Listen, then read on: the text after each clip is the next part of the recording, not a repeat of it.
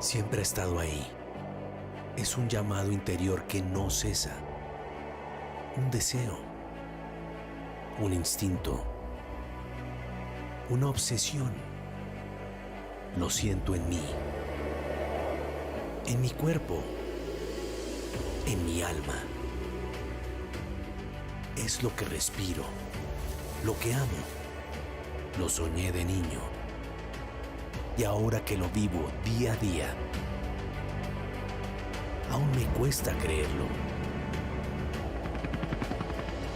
Tenerte conmigo es un honor que llevo con orgullo. Pertenecer a ti es un privilegio que espero no tenga fin.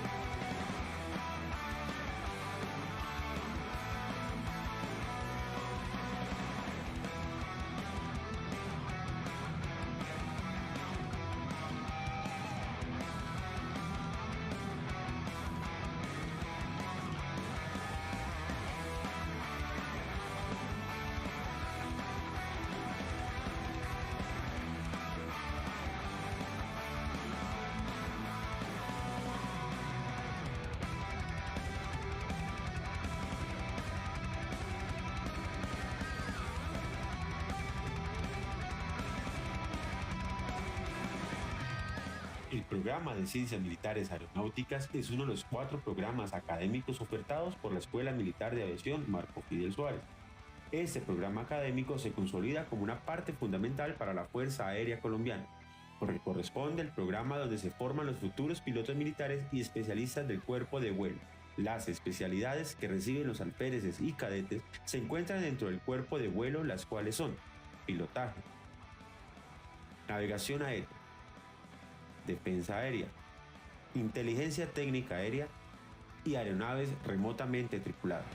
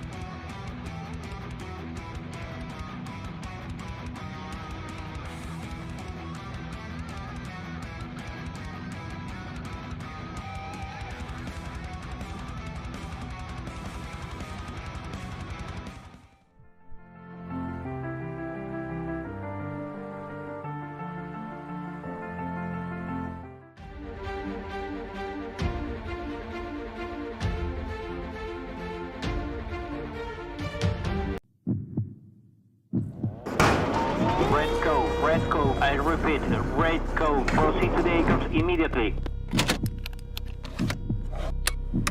Started to land ready, taxi. Maintain runway heading until reach 7,000 feet.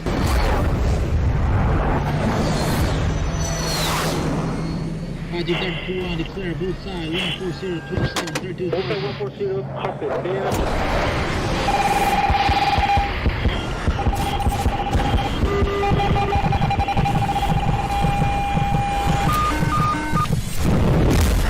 Mi corazón late por ti.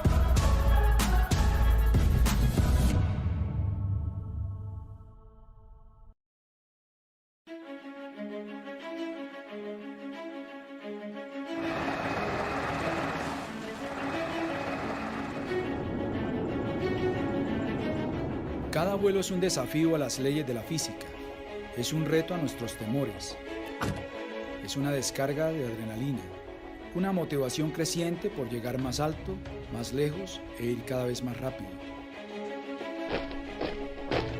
Es un tsunami de estímulos a los sentidos. Es una sensación de libertad y es poner a prueba las habilidades y el conocimiento para dominar una máquina capaz de volar. Pero en el vuelo militar se llega a los límites, a veces más allá.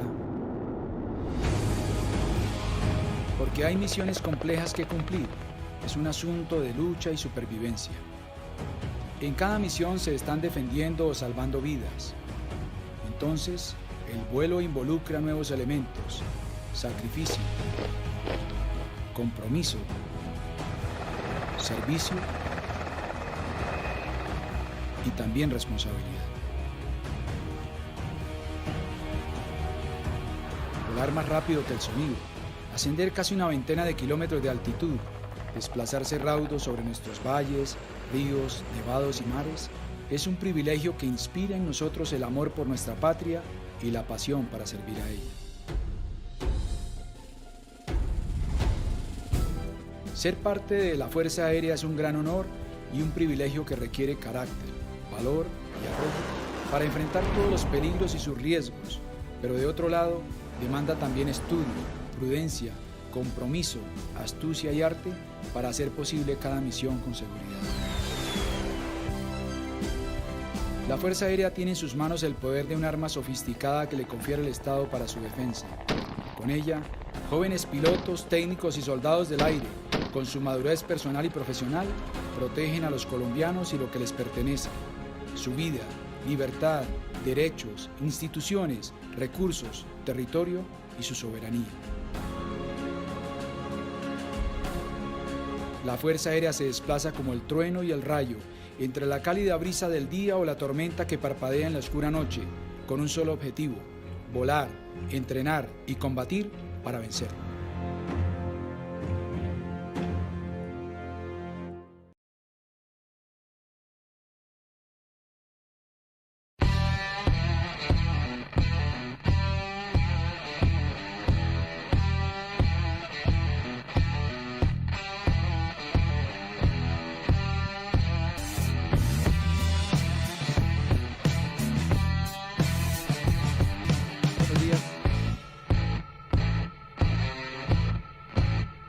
Buenos días para todos. A continuación vamos a tener en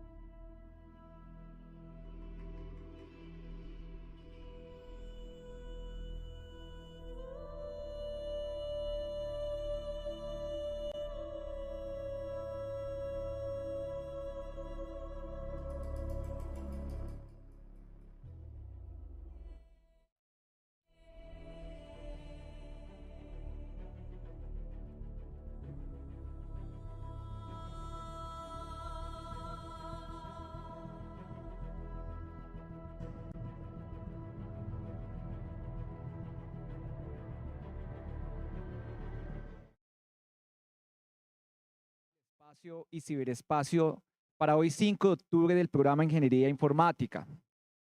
Programa para la Semana Universitaria, Gestión Tecnológica e Innovación en el campo aeroespacial. Fuerzas Militares de Colombia, Fuerza Aérea Colombiana, Escuela Militar de Aviación Marco Fidel Suárez, Grupo Académico. Buenos días. La Escuela Militar de Aviación Marco Fidel Suárez les da la bienvenida al tercer Congreso Internacional del Espacio y Ciberespacio, que hace parte de la Semana Universitaria 2022, Gestión Tecnológica e Innovación en el campo aeroespacial, evento académico enmarcado en la Semana Mundial del Espacio. Los invito a ponerse de pie para entonar las notas del himno nacional de la República de Colombia.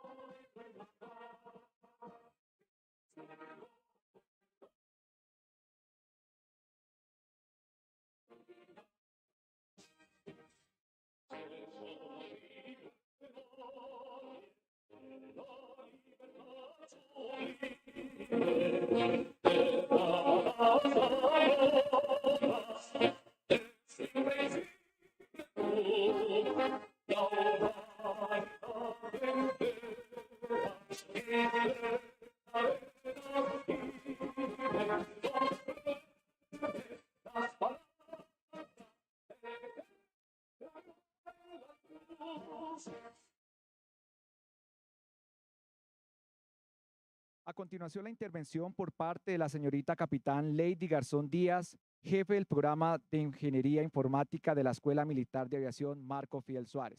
Pueden tomar asiento.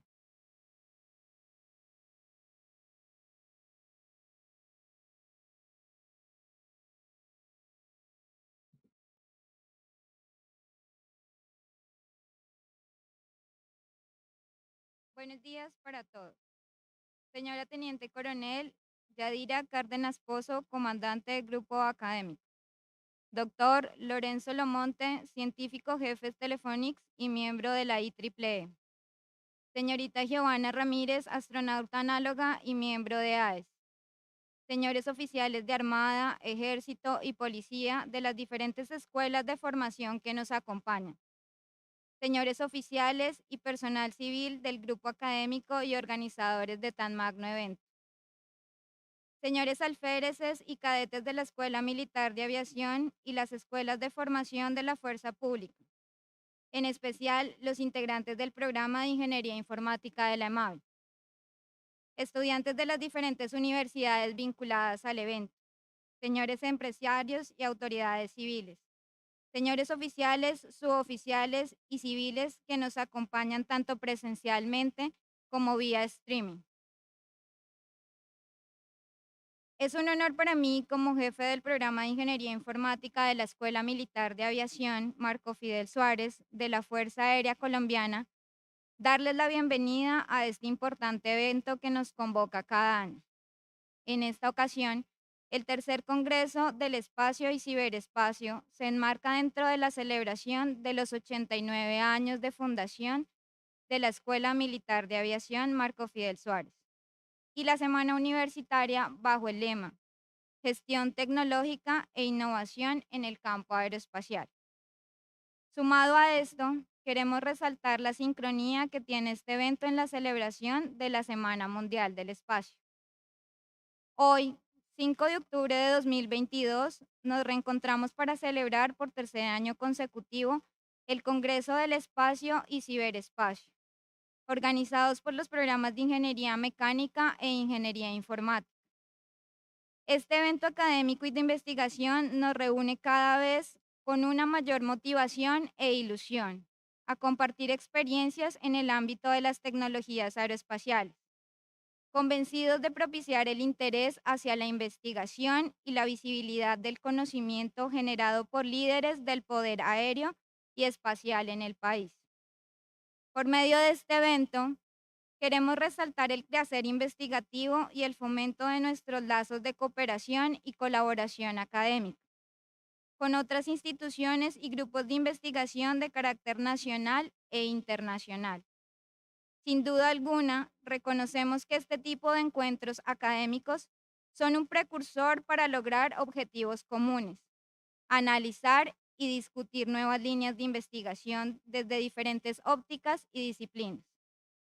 Para el desarrollo del evento contaremos con la conferencia magistral del Dr. Lorenzo Lomonte, Historia y futuro del radar y la guerra electrónica, y la conferencia magistral del señor coronel Michael Hawkins, Experiencia en el espacio y el camino para convertirse en un astronauta. En nombre de la Escuela Militar de Aviación Marco Fidel Suárez y el comité organizador del tercer Congreso del Espacio y Ciberespacio, agradecemos a los conferencistas y ponentes nacionales e internacionales que reservaron tiempo de sus agendas para compartirnos experiencias, conocimientos y visiones alternativas, en el marco de las temáticas que componen la programación del evento. Sin más preámbulos, les doy la bienvenida cordial al tercer Congreso del Espacio y Ciberespacio, deseando llenar todas sus expectativas y que al final del Congreso nos vayamos con la intención de congregarnos nuevamente en el certamen del próximo año. Muchas gracias. Ad Astra.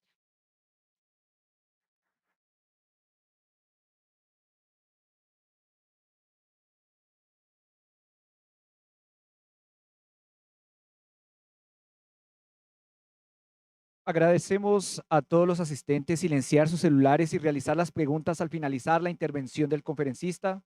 Para los que nos siguen vía streaming, pueden hacer sus preguntas en el chat de YouTube. Damos inicio al ciclo de ponencias con la conferencia titulada History and Future of Radar en EU. Esta ponencia estará a cargo del Dr. Lorenzo Lomonte.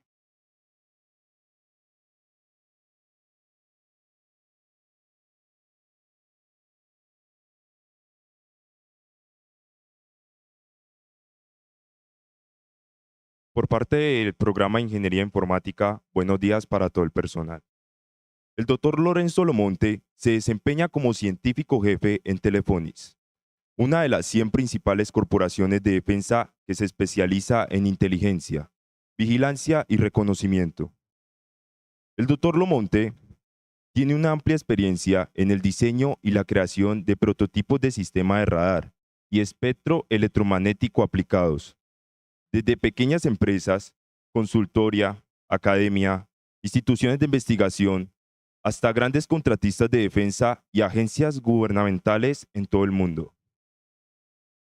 Fue profesor asociado en la Universidad de Dayton, donde creó los cursos Introducción al Radar, Diseño de Sistemas de Radar RF e Introducción a la Guerra Electrónica. También fue el director del laboratorio MUNMA Radar. El doctor Lomonte, a lo largo de su carrera, adquirió experiencia en la creación de prototipos de sistema de radar de banda HF-AW, incluidos monopulso, transmisores de radar, radares de alerta temprana, radar multiestático, entre otros. Bienvenido, doctor Lomonte, a la Escuela Militar de Aviación Marco Fidel Suárez, cuna y alma máter de los futuros oficiales de la Fuerza Aérea Colombiana.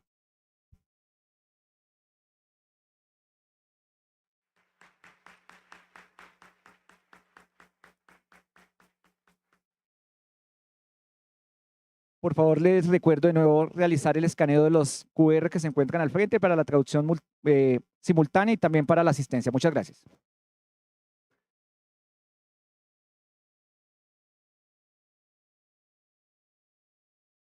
Hola. Change. Next one. Okay. So, thank you very much for the introduction. I'm very happy to be here. The talk of today is titled History and Future of Radar. And I'm actually very happy to give this one to you because you are mainly a military audience, so you will appreciate even more what radar has to offer to you. So, history. Why people invented radar? You need to think how warfare was going on in the period when radar were not existing. You heard about the Wright brothers who built a plane in 1914. And when people built a plane, they didn't build it to take you on vacation. The first application of a plane was to carry bomb and do military damage. So people were very scared of military plane.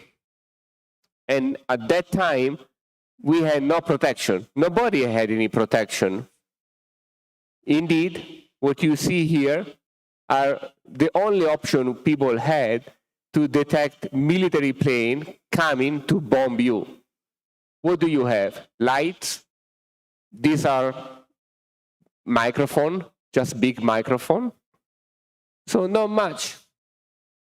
These are also true devices that people build to detect the incoming of military plane. You see, these are kind of funny now, but these devices were used in the past to detect a plane coming to bomb you. So there was not much you could do at that time. People needed a solution to protect their area from incoming threat. So who created. Let's start with the invention of radar. The invention of radar was done in Germany during the Nazi, actually, by a person called Holzmeier. Imperial patent for his invention. Can you do me a favor? Take the okay. So Holzmeier built the first radar in Germany, and the radar that he invented, though, was able to detect ships, and he showed it to the Nazi government, and they didn't really care much about that. And that was very good for us, because otherwise, if the Nazi would really invest in radar, they would have been the first one having the radar technology. So how did radar develop? Well, there was a very famous guy, Tesla, who Nikola Tesla, not the car, the real Tesla, who once said, I think I can build that rays with electromagnetic wave and kill people. Well, nobody believed at him. So the United Kingdom started asking more grounded scientists if that one was actually true or not. And the guy called Simon Watt said, I don't think you really can kill people with electromagnetic waves, but you can detect plane. And so in 1939, people started doing the first experiment to detect planes. And we believe that this one was the first time people actually developed the radar. The difference here is that they not only send waves to detect a plane, but they pulse them. And the pulsing is very important, because when you send it, you time it, see how long it takes to come back, you get a detection and ranging. And that's where the word radar comes from. It's radio, detection, and ranging. You need both of them. So 1939, we finally have a radar that works. And as soon as this one was developed, the United Kingdom didn't wait that much to build an entire chain, as you can see here, of tower. At that time, the radar were very big. They were big tower, low frequency, and they put them everywhere to protect their border from the attack from the Nazi. If you remember in history, the Nazi were here in France, and they were trying to attack UK. And thanks to this first radar network, the United Kingdom was able to defend to some degree. And that's more or less the historical part in radar. Also, a nice trivia that I like to tell, because it's still important for World War II. You probably heard that World War II started, at least in the US, with the attack of Pearl Harbor, where the Japanese came and bombed Pearl Harbor. Well, to be fair, there was a radar in Pearl Harbor, and that's a radar. That radar was there and was showing this type of image. And at that time, people will take screenshot, which actually means you look at the screen and take a shot. That's why the word screenshot comes from. So people will take pictures every 30 minutes and then look at the picture to figure out what's going on. But at that time, radar was not well developed. People didn't understand what's going on. And in the last picture that you see here, before the attack of Pearl Harbor, people believed that these spikes here were just birds. They were not planes.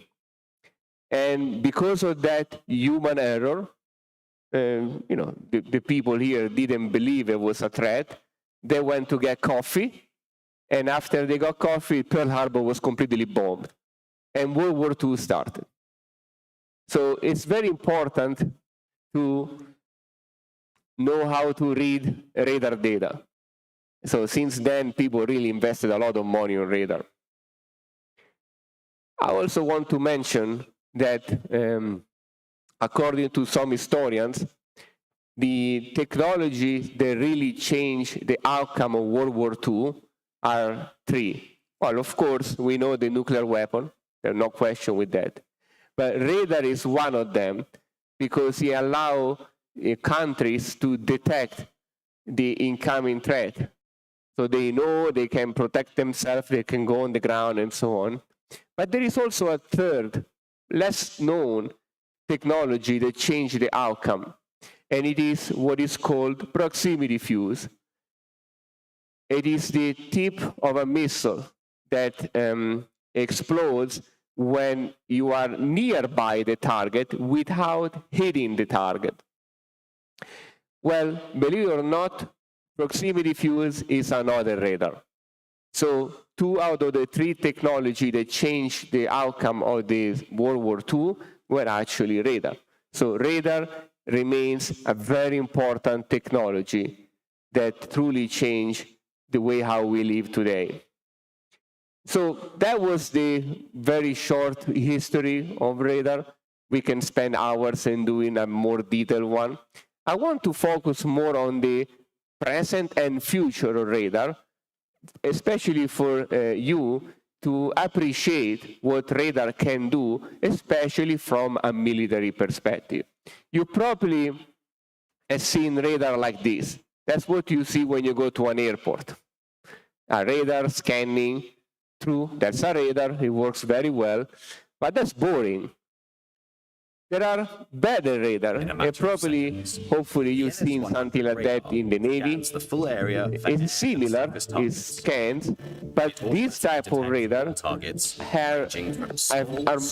are more advanced because they have multiple beams that they are formed electronically, and they can search, and then when they find a target, they stick a beam and they stare at the target, so that they can guide a missile toward the threat. So these are called phase array, active electronically scanned array, and all the modern radar use this type of technology. We have also very big radar. These are called ballistic missile defense radar.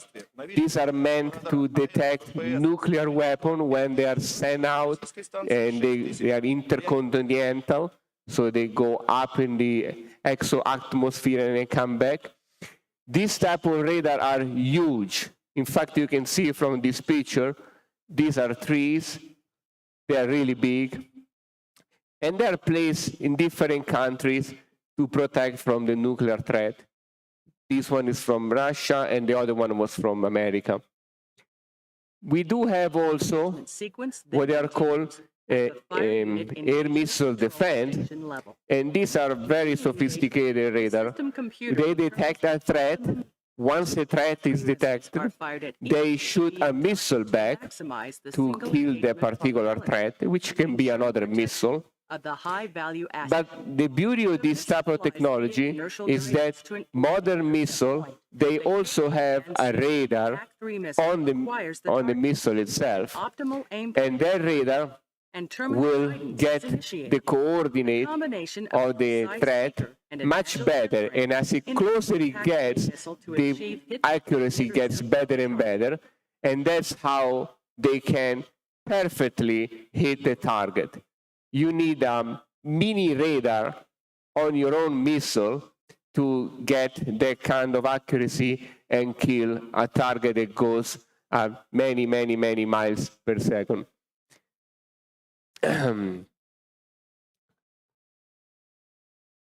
We also have radars on ships to improve the accuracy of guns. So let's say that there is a boat coming close to you, a threat, and you want to shoot at them, well, if you ever try to shoot, it's very difficult to point something that is very far away. But radar can help you because they can track the trajectory of your bullet, and once they track it once, they know how to correct the gun so that the next bullet you send will go exactly where you want it to be. We also have radar. They are called early warning radar.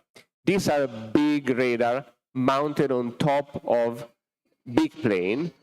This one is called AWACS, for example. And they fly very high, and they are basically portable air traffic control radar. They are so big, they can see very, very far away and have a wide coverage when you really don't have your own airport with you. And most importantly, this one can detect missiles very, very far away. And so you can protect your fleet and other key assets. A new technology that is taking a lot of interest recently is what is called passive radar. The problem when you have in a conflict is that if you have a radar, the enemy can listen to that, and so they know where you are, and they can shoot back at you. But if you use a passive radar, you are not radiating. You're using signals of opportunity from, for example, TV tower, cell phone tower, something else, and do the same job of radar.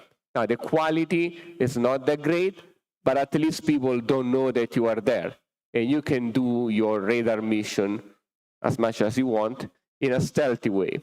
And by the way, these are now very popular in Ukraine, in the conflict right now. So another important thing that radar can do is to create this type of map, see, with look like a Google map, with all these little dots here that represent moving target. We call this one ground moving target indicator, GMTI. So GMTI allows the military operator to figure out where cars and even people are moving. They are very helpful, not just for traffic control, but to see if people are deviating from the path they are supposed to do. These are used a lot in war to track tanks and military, military trucks. It's also used to track people moving in forest and so on.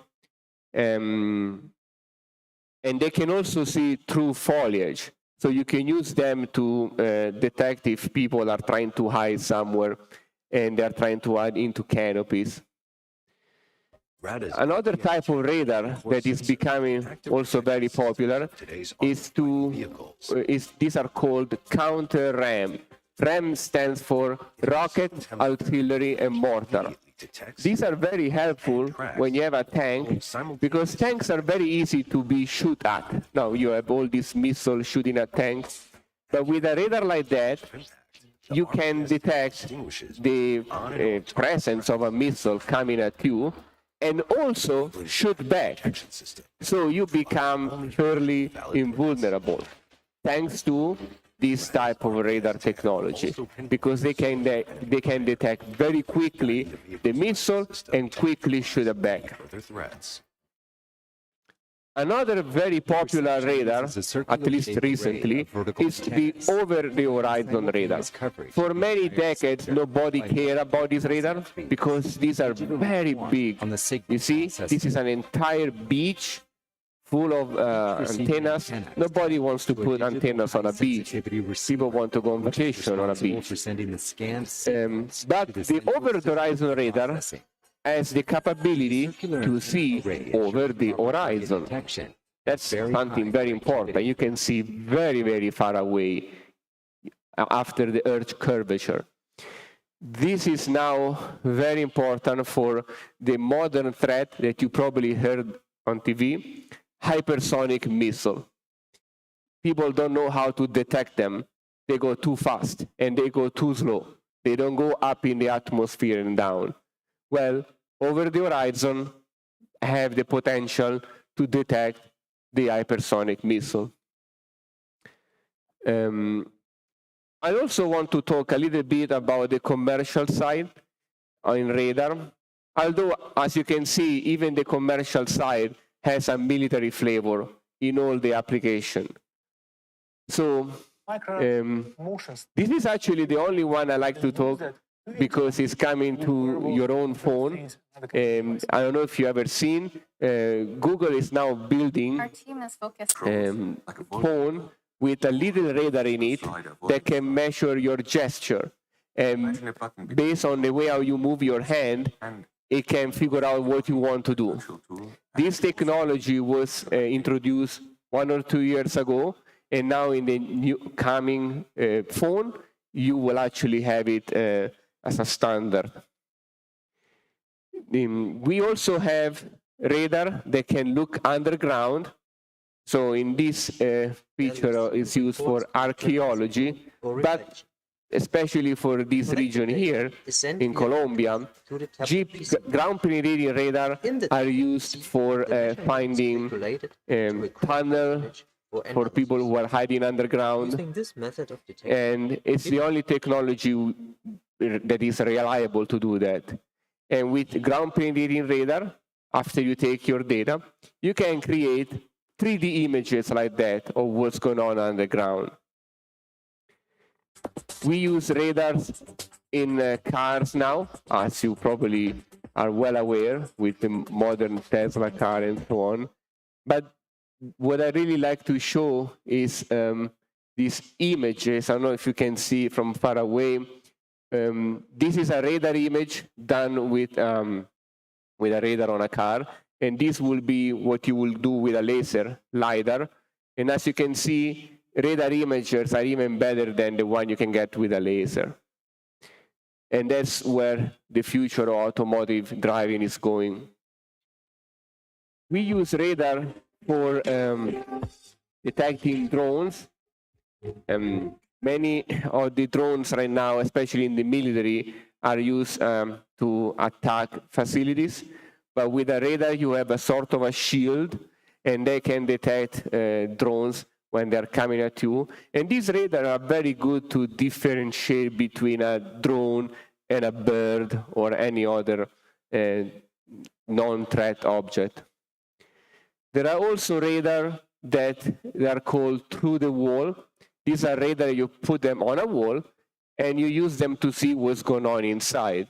So in this case, as you see in this video, you put the radar on a wall, you see people moving, and you know how to react. You know where the people are in the room. And in most advanced one, you can even check the heartbeat of the people. So you know if they are concerned or not, so you can differentiate between the terrorist and the hostage. This one is pertinent for this conference. Is very famous radar. It's called the Space Fence radar. It's the radar that the United States use to track all objects in space, from satellite to debris, and they track everything. This is the biggest radar in the world. There are 2 of them actually, one in the US and one in Australia. They can track golf ball size target that are in space at the Leo and even Mio constellation geometry. So this is really a very powerful radar. It's used for both commercial and military application. We skip this one. Another application that the radar is used today is for search and rescue, especially when you have an earthquake. You can carry a radar with you, and the radar can measure, as I mentioned before, the heartbeat of people. So you bring this one to a disasters radar area, and then you can find if there is a heartbeat. And so you're going to dig only where you have a person that is still alive. This is actually meteorological radar used both in military and civilian application. We care about this radar because you don't want to fly when you have thunderstorm or very bad weather. And the weather radar can give you the weather picture immediately. In the US, we use them a lot to track tornado. And we have different metrics to do that. We recognize signature on this weather radar to tell the people whether a tornado is ongoing or not. But one of the main features many people are not aware of is that radar can do images. And that's really mostly what the military people are interested. So I think, can you click on the 2 images, please? No. You know what? It's okay. I can show you from here. So radar creates images. And this one is a radar image. It's in black and white. And, you can see a lot of detail here. People will say that you can do the same also with an optical satellite, for example, on a camera, like here. This is in color. So why would people spend a lot of money in buying a radar and having a radar image that can cost really hundreds of millions of dollars to just have a radar image, when you can do something like this that your iPhone can do? Well, the difference is, again, for the military people. This image was taken during the day, and you can see very well the ground with optical camera. But at night, that's what you see. The radar, since it's sending pulses, you can see equally well at day and night with no issue, but the camera no. So if you are a military person who wants to know what's going on somewhere, you can't say like, well, I need to wait until there is daylight. You need to know that immediately. And that's why people are willing to pay a lot of money to create radar images rather than optical images, so that they can see wherever they want at any time, 24 hours, day, night, Christmas, New Year's Eve, whenever you want. There is also, is there a way to click on? There is also another advantage. Yeah, perfect. It is that radar can create images even if you have a cloud. Now, believe me, there are a lot of times that you want to take an image and then there is a cloud on top of you, and what do? Wait until the weather goes away? You don't have the time. Military people need to make an image immediately, and that's why they're willing to pay a lot of money so they can get an image even though there is a cloud.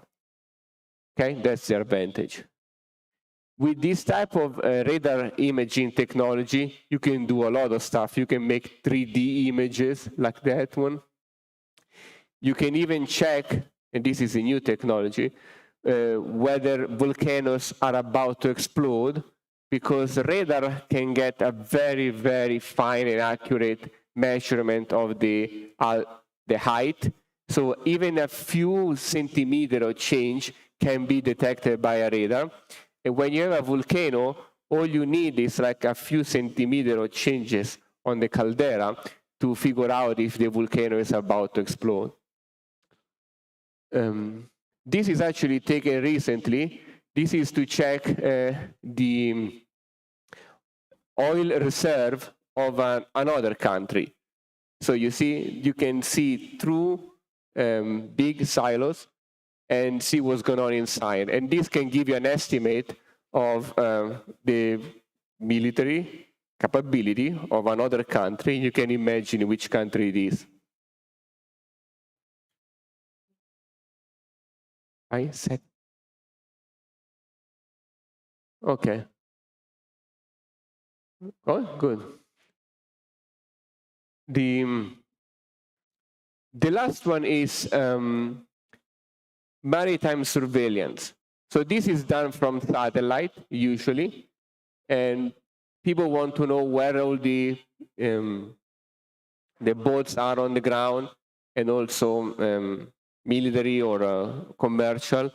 And from a satellite, they can see very well on the ground and track them, and also classify them, so you know exactly if one vessel is commercial or combatant. And you can just click a button on your computer to get this type of images. Another one that people use, this is from an airplane. If you have a fighter jet, you very likely have some of this technology. It's called inversar. So you point your beam on a threat, and then you start taking these strange images. They look like blob, but at least they give you an idea of what you are looking, if it's a combatant or non-combatant, a threat. You can do the same for satellite, for plane, and so on. So with that, I hope I gave you a brief introduction on what radar can do for you, specifically for military environment. And I think that's it. I thank you for the audience who listening to this. And if you have any question, please let me know. I'll be available here for the whole day. Thank you.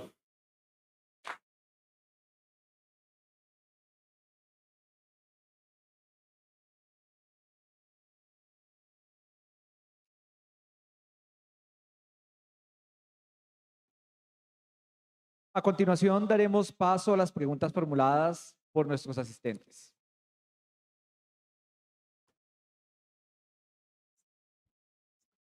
Okay, yeah. Hi, sir. This is Captain Rodriguez here. I would like to know what are the challenges for the electronic support in CubeSats. Electronic support? Yeah, electronic support, as you know, is one of the division of electronic warfare. So I would like to know, I'm going to remind you, from this decade, from 70s, the Soviet Union and the US started to launch some satellites to space with electronic support just to check where are the radars of the other countries. And from that time to now, all that kind of information is classified. So right now, I don't know what are the challenges or what are the new kind of technology for CubeSats doing that kind of technology.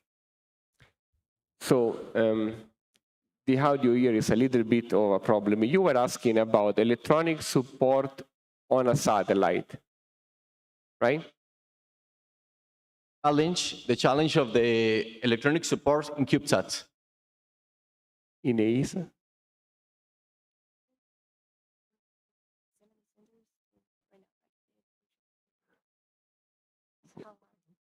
In electronic support, the challenges in CubeSat for electronic support. Okay, so if you're talking about military application, CubeSat is too small. All I can say is that, okay? Now, you need something bigger than a CubeSat.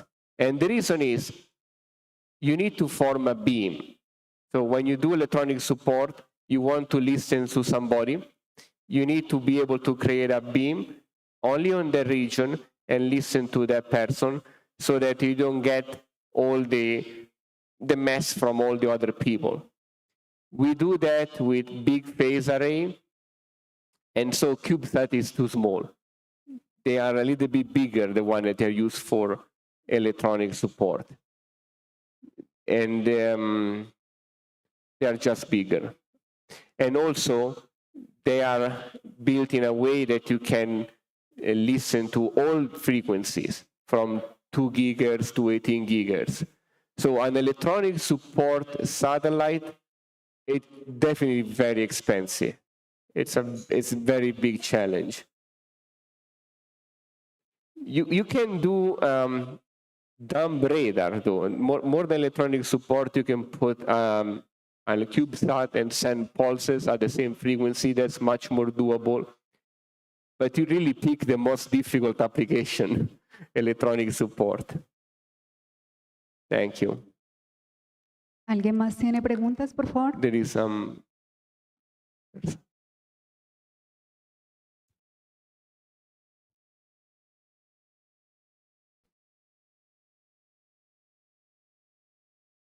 Good morning, sir. Ensign Pozo, Colombia Navy. I have a short question, sir. So in our Navy, we use Thales radars made by Thales, like the one you show on the first video. But my question is, as navies develop, like the example of the US Navy, they have radars like the spy system installed. But you can still check out larger combatants and aircraft carriers using conventional rotating radars. My question is, will we evolve to having only radars such as the ones used by the Americans, or the rotating conventional radars will continue to prevail through time? Okay. So, he wants.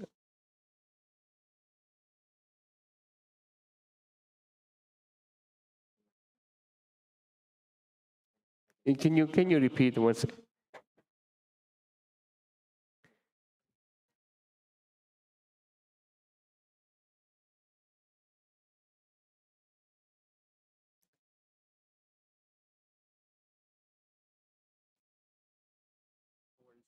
Yeah. Y también se les recuerda al personal que pueden realizar las preguntas en español. Para eso se encuentra la cadete para realizar también la traducción. No hay ningún inconveniente por eso. Yeah.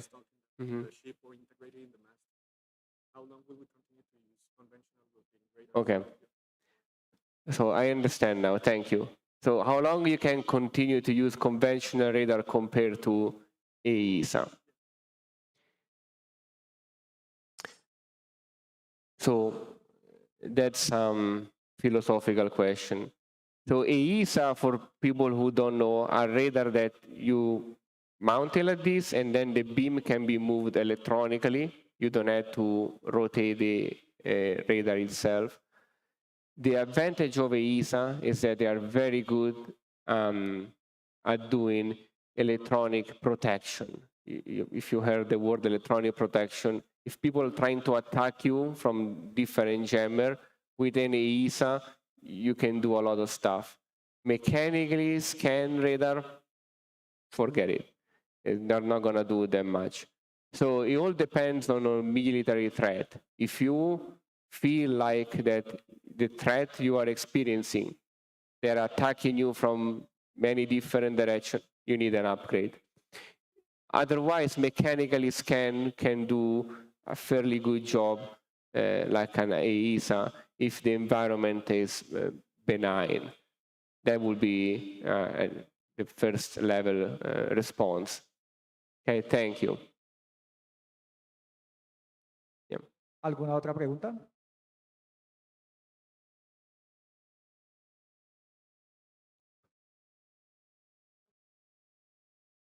Good morning.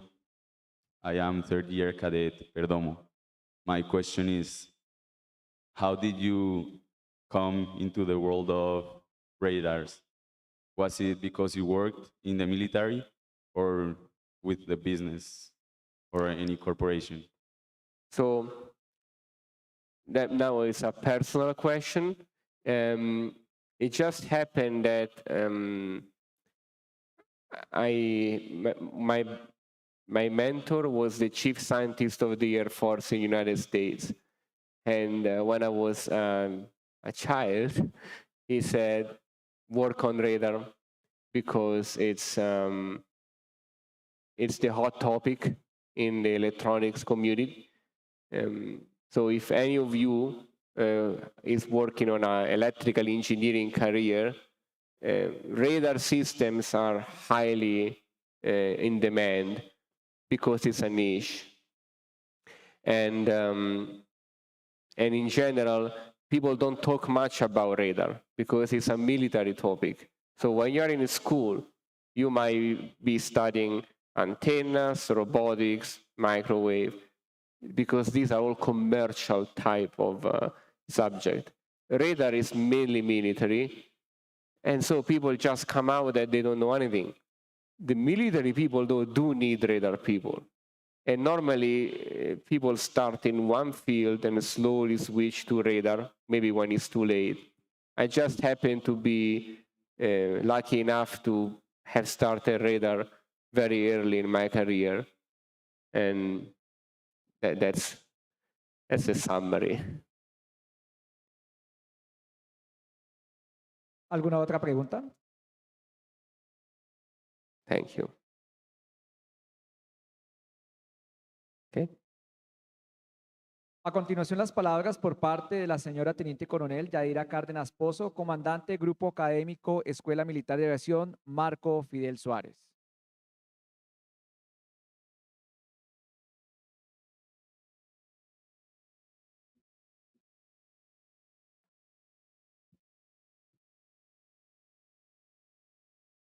Dr. Lorenzo Lomonte.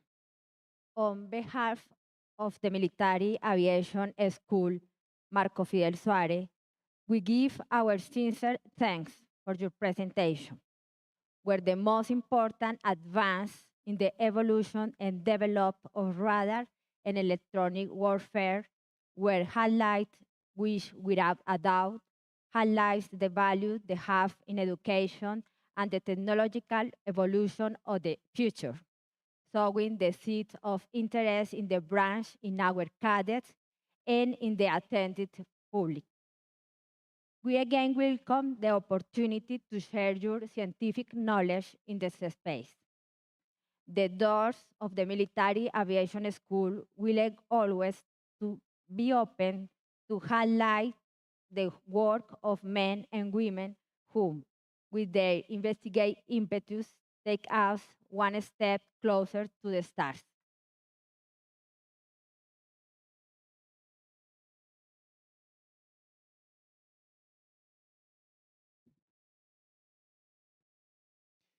Entrega de nota de estilo y avión T-90 a escala por parte de la señora Teniente Coronel Yadira Cárdenas Pozo, comandante Grupo Académico Escuela Militar de Aviación, Marco Fidel Suárez.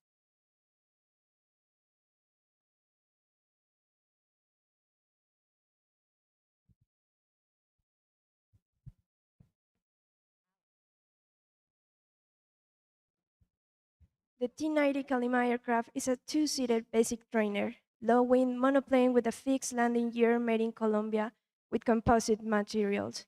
This aircraft is currently used to carry out the basic training process for future pilots of the Colombian Air Force.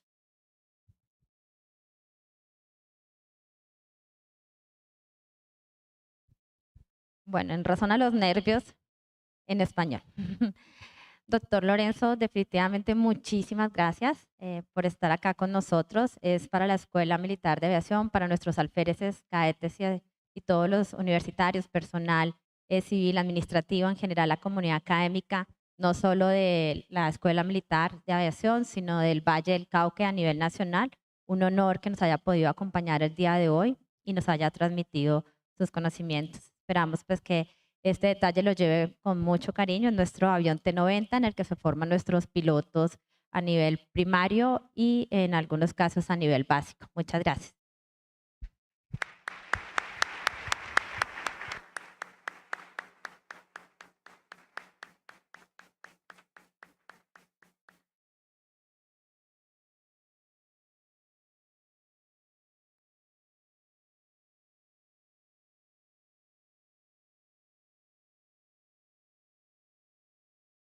A continuación tendremos un receso de 30 minutos. Invitamos a los asistentes a participar de la siguiente conferencia magistral al cargo del señor coronel Michael Hawkins.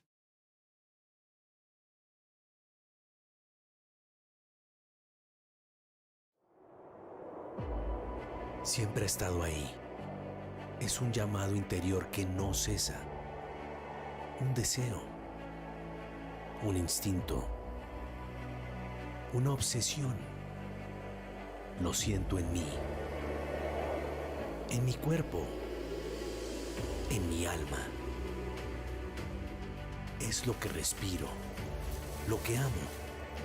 Lo soñé de niño y ahora que lo vivo día a día, aún me cuesta creerlo.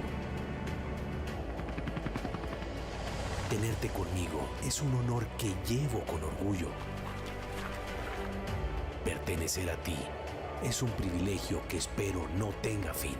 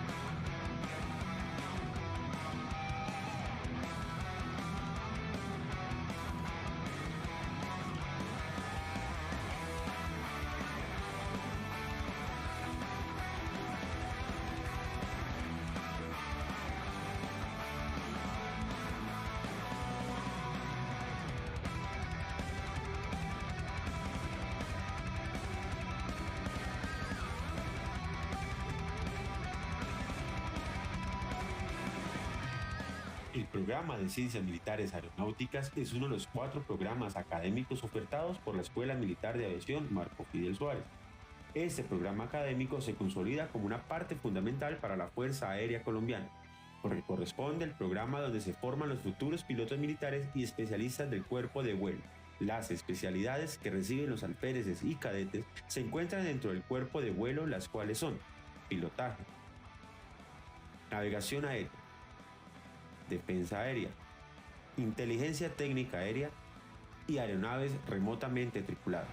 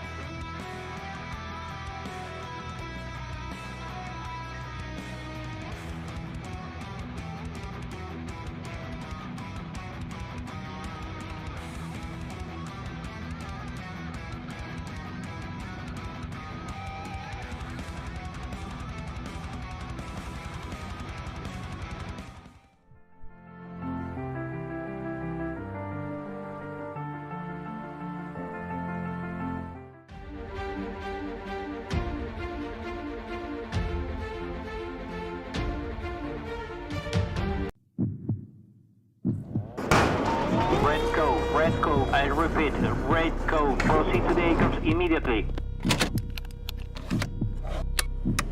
Started to already taxi. Maintain runway heading until reach 7,000 feet.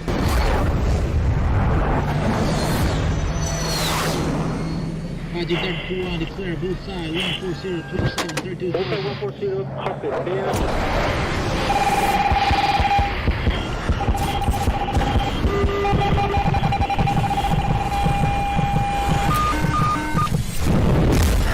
Mi corazón late por ti.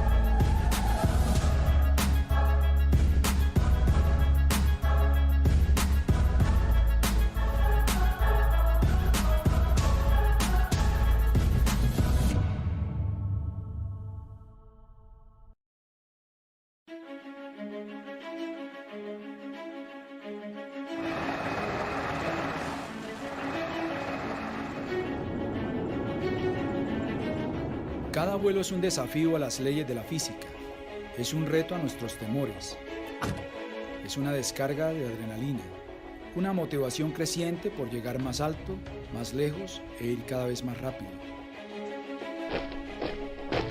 Es un tsunami de estímulos a los sentidos.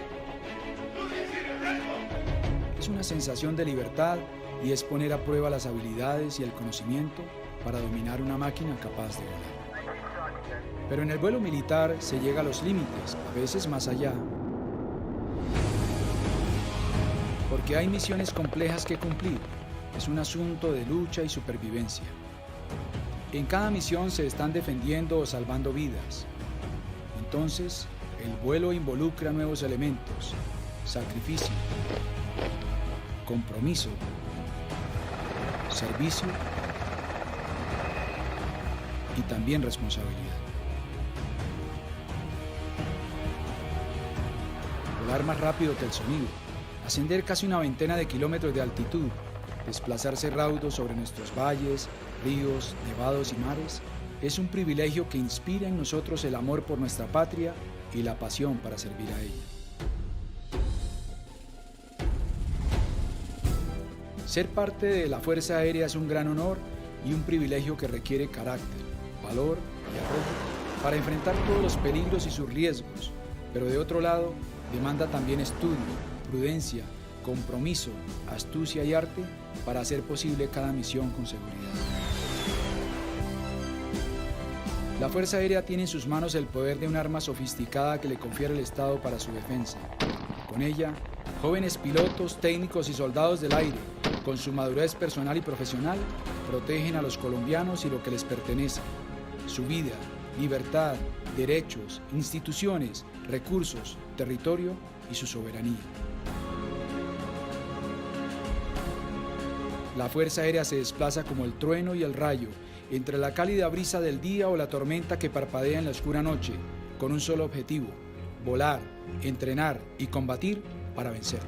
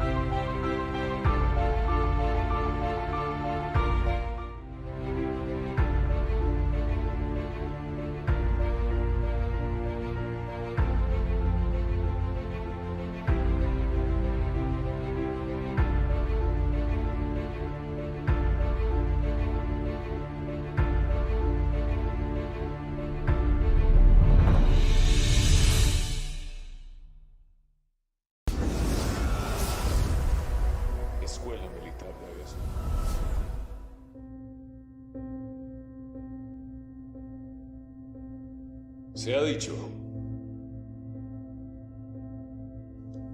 a través de los años, que sin sacrificio no puede haber victoria.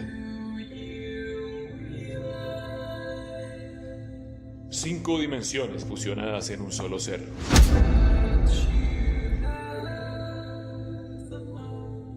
El hombre y su voluntad,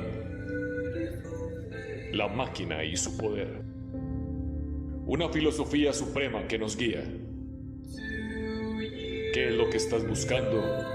¿Y qué es en lo que tú dices que te quieres convertir? Un ser humano excepcional, disciplinado.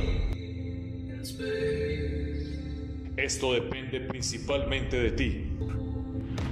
¿Quieres conocer la verdad? ¿Por qué estamos aquí?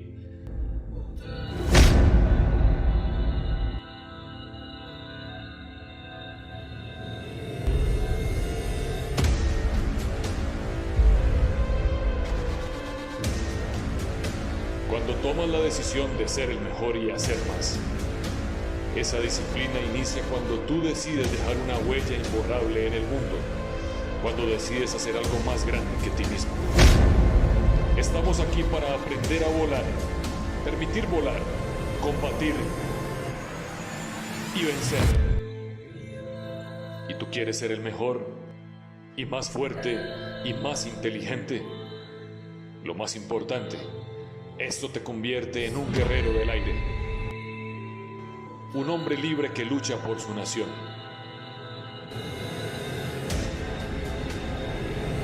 Cada respiro es un momento ofrecido para servir.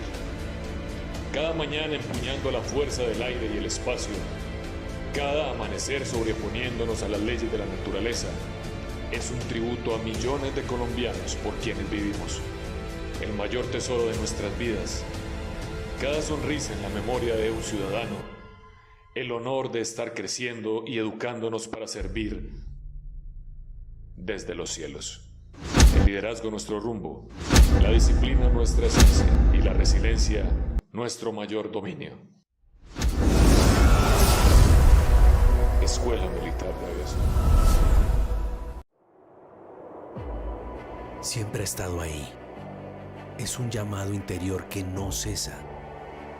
Un deseo. Un instinto. Una obsesión. Lo siento en mí. En mi cuerpo. En mi alma. Es lo que respiro. Lo que amo. Lo soñé de niño. Y ahora que lo vivo día a día, aún me cuesta creerlo. Tenerte conmigo es un honor que llevo con orgullo. Pertenecer a ti es un privilegio que espero no tenga fin.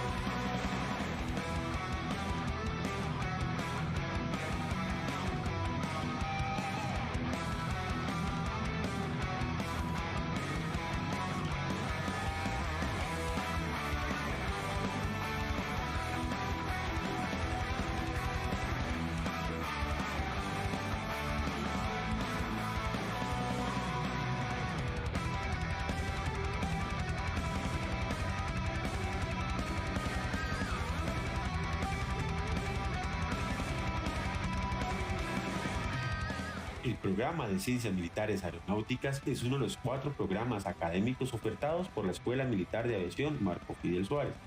Este programa académico se consolida como una parte fundamental para la Fuerza Aérea Colombiana, porque corresponde al programa donde se forman los futuros pilotos militares y especialistas del cuerpo de vuelo. Las especialidades que reciben los alféreces y cadetes se encuentran dentro del cuerpo de vuelo, las cuales son pilotaje, navegación aérea, defensa aérea, inteligencia técnica aérea y aeronaves remotamente tripuladas.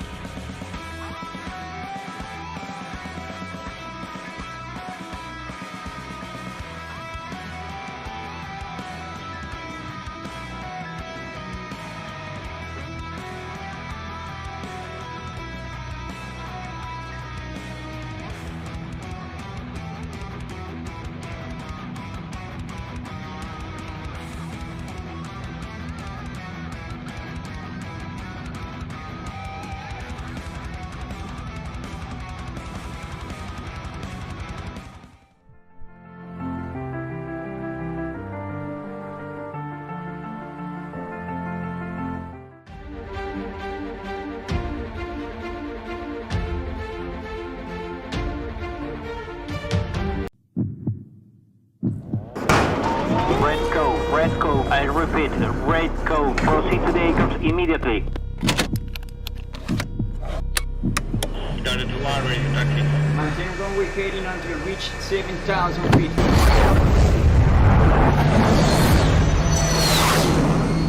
Roger, 32 on the clear, both sides, 140, 27, 32. Okay, 140, copy.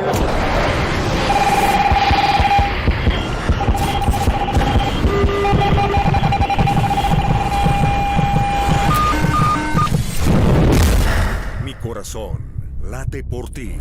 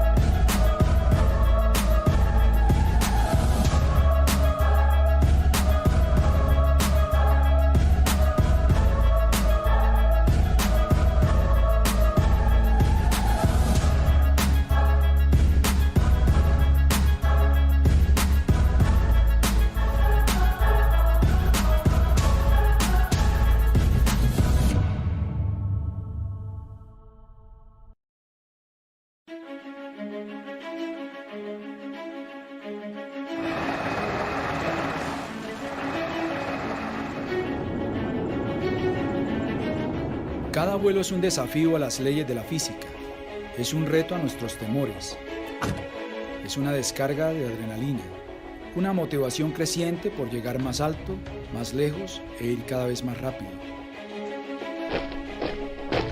Es un tsunami de estímulos a los sentidos. Es una sensación de libertad y es poner a prueba las habilidades y el conocimiento para dominar una máquina capaz de volar. Pero en el vuelo militar se llega a los límites, a veces más allá. Porque hay misiones complejas que cumplir. Es un asunto de lucha y supervivencia. En cada misión se están defendiendo o salvando vidas. Entonces, el vuelo involucra nuevos elementos: sacrificio, compromiso, servicio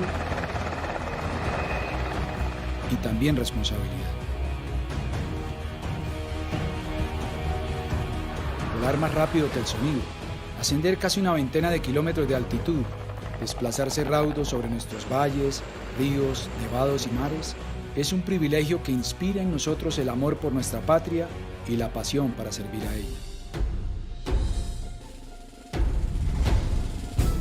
Ser parte de la Fuerza Aérea es un gran honor y un privilegio que requiere carácter, valor y arrojo para enfrentar todos los peligros y sus riesgos, pero de otro lado, demanda también estudio, prudencia, compromiso, astucia y arte para hacer posible cada misión con seguridad. La Fuerza Aérea tiene en sus manos el poder de un arma sofisticada que le confiere el Estado para su defensa. Con ella, jóvenes pilotos, técnicos y soldados del aire, con su madurez personal y profesional, protegen a los colombianos y lo que les pertenece: su vida, libertad, derechos, instituciones, recursos, territorio y su soberanía. La Fuerza Aérea se desplaza como el trueno y el rayo, entre la cálida brisa del día o la tormenta que parpadea en la oscura noche, con un solo objetivo: volar, entrenar y combatir para vencer.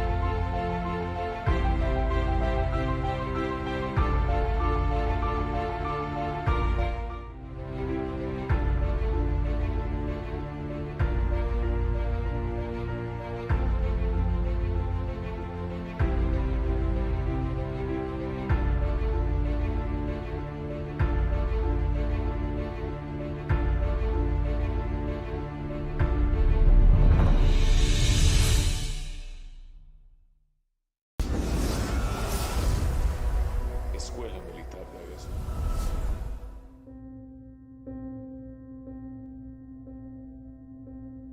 Se ha dicho a través de los años que sin sacrificio no puede haber victoria. 5 dimensiones fusionadas en un solo ser.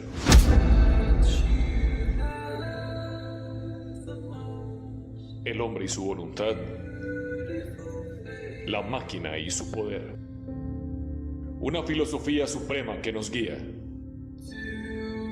¿Qué es lo que estás buscando? ¿Y qué es en lo que tú dices que te quieres convertir? Un ser humano excepcional, disciplinado. Esto depende principalmente de ti. ¿Quieres conocer la verdad? ¿Por qué estamos aquí?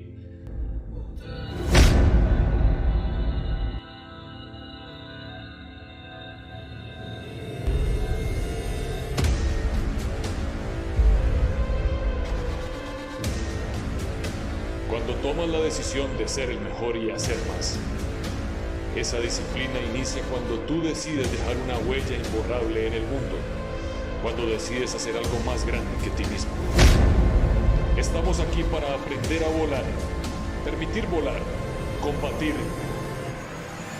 y vencer. ¿Y tú quieres ser el mejor y más fuerte y más inteligente? Lo más importante, esto te convierte en un guerrero del aire, un hombre libre que lucha por su nación.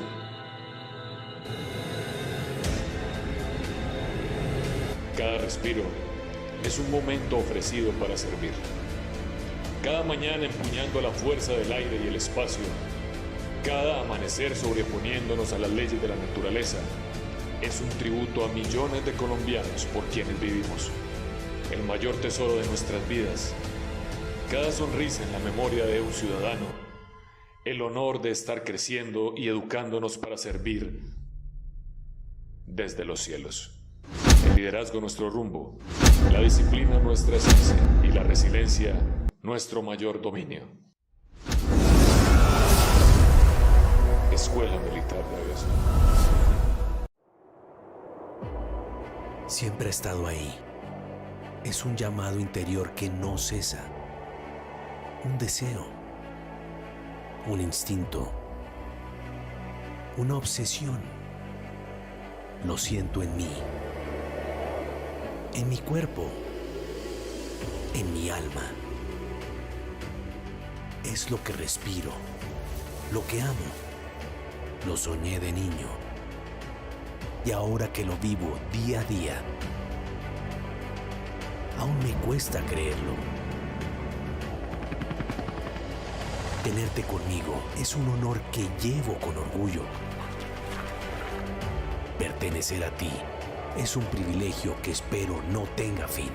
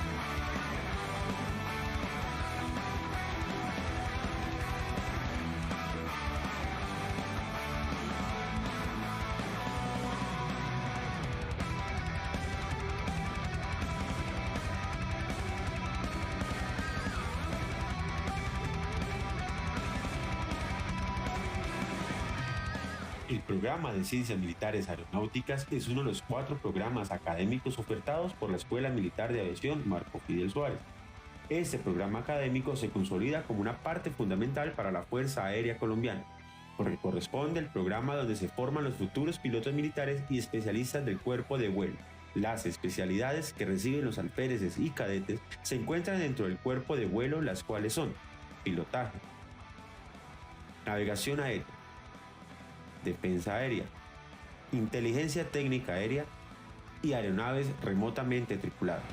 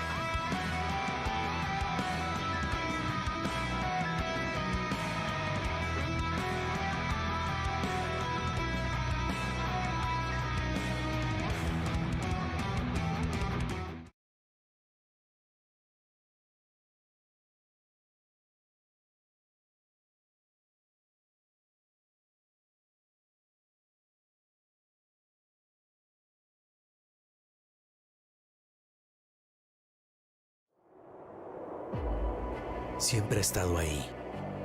Es un llamado interior que no cesa. Un deseo.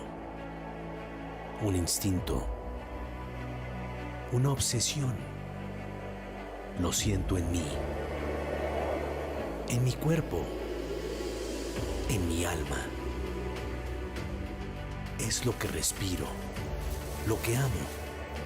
Lo soñé de niño. Y ahora que lo vivo día a día, aún me cuesta creerlo. Tenerte conmigo es un honor que llevo con orgullo. Pertenecer a ti es un privilegio que espero no tenga fin.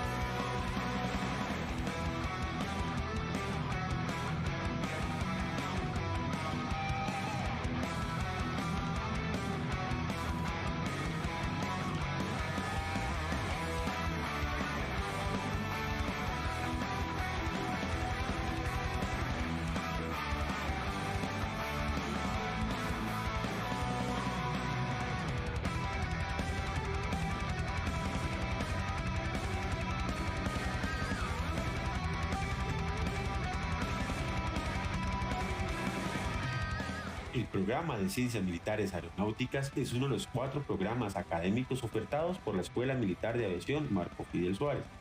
Este programa académico se consolida como una parte fundamental para la Fuerza Aérea Colombiana, porque corresponde al programa donde se forman los futuros pilotos militares y especialistas del cuerpo de vuelo.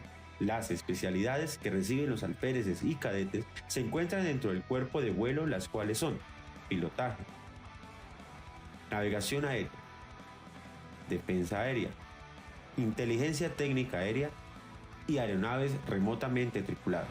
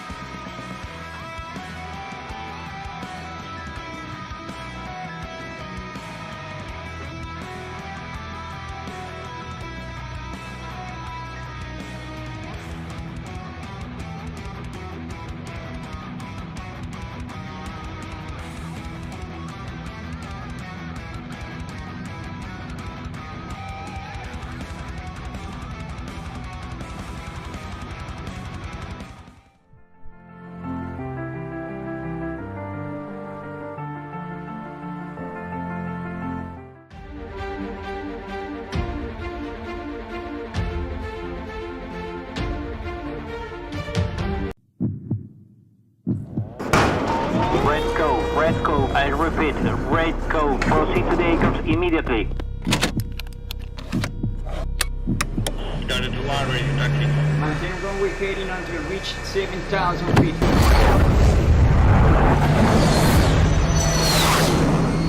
Roger, 2 declare both sides, 140, 27, 32. Okay, 140, copy, clear.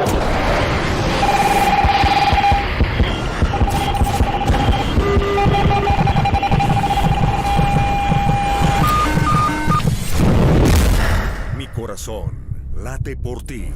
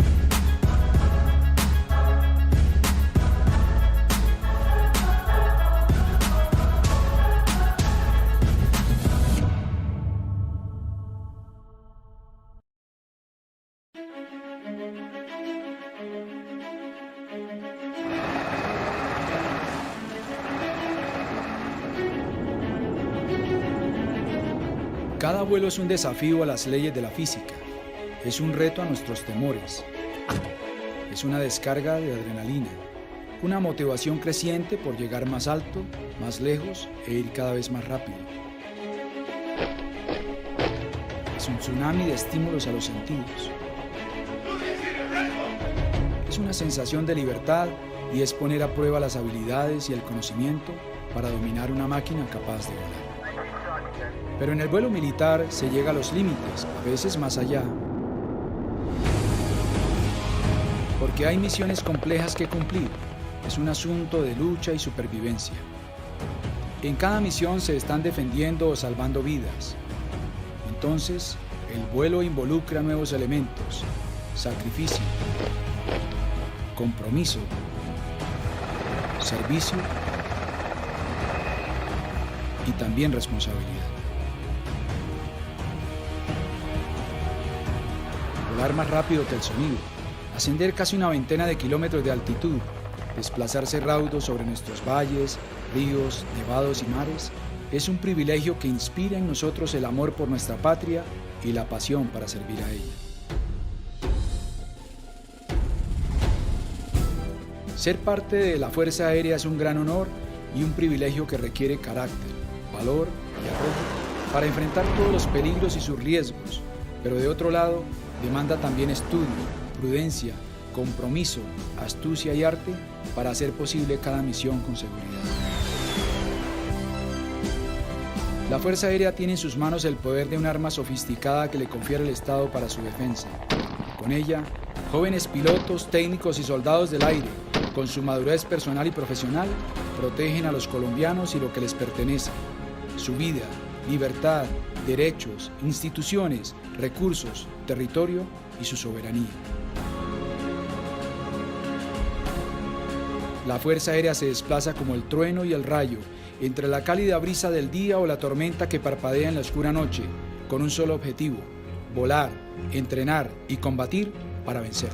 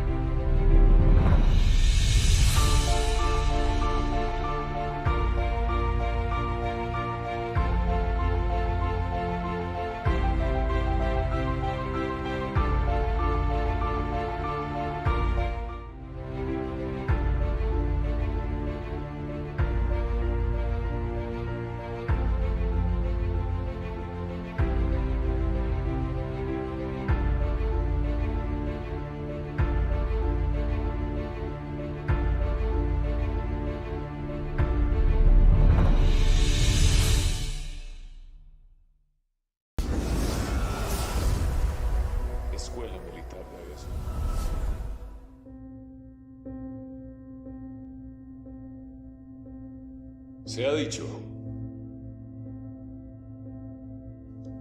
a través de los años, que sin sacrificio no puede haber victoria. 5 dimensiones fusionadas en un solo ser.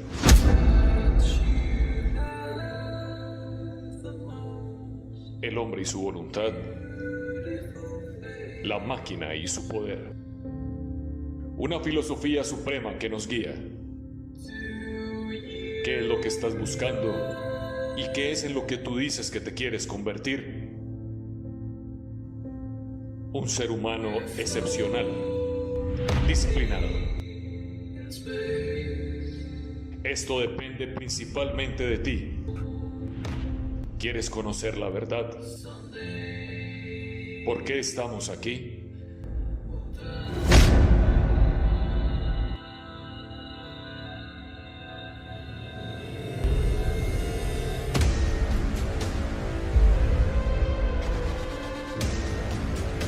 Cuando tomas la decisión de ser el mejor y hacer más, esa disciplina inicia cuando tú decides dejar una huella imborrable en el mundo, cuando decides hacer algo más grande que ti mismo. Estamos aquí para aprender a volar, permitir volar, combatir y vencer. ¿Y tú quieres ser el mejor y más fuerte y más inteligente? Lo más importante, esto te convierte en un guerrero del aire, un hombre libre que lucha por su nación.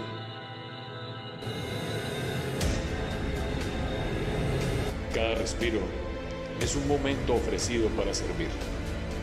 Cada mañana empuñando la fuerza del aire y el espacio, cada amanecer sobreponiéndonos a las leyes de la naturaleza, es un tributo a millones de colombianos por quienes vivimos.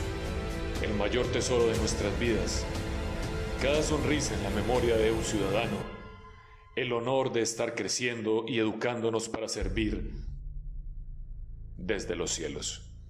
El liderazgo nuestro rumbo, la disciplina nuestra esencia y la resiliencia nuestro mayor dominio. Escuela Militar de Aviación. Siempre ha estado ahí. Es un llamado interior que no cesa. Un deseo. Un instinto. Una obsesión. Lo siento en mí. En mi cuerpo. En mi alma. Es lo que respiro. Lo que amo. Lo soñé de niño. Y ahora que lo vivo día a día, aún me cuesta creerlo.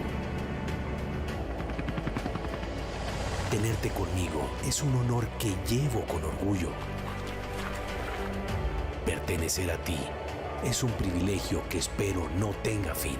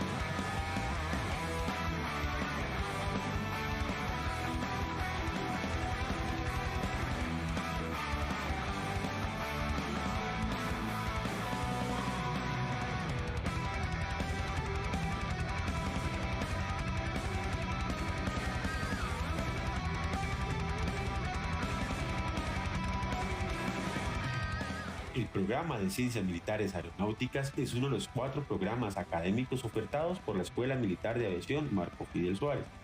Este programa académico se consolida como una parte fundamental para la Fuerza Aérea Colombiana, porque corresponde al programa donde se forman los futuros pilotos militares y especialistas del cuerpo de vuelo. Las especialidades que reciben los alféreces y cadetes se encuentran dentro del cuerpo de vuelo, las cuales son pilotaje, navegación aérea, defensa aérea, inteligencia técnica aérea y aeronaves remotamente tripuladas.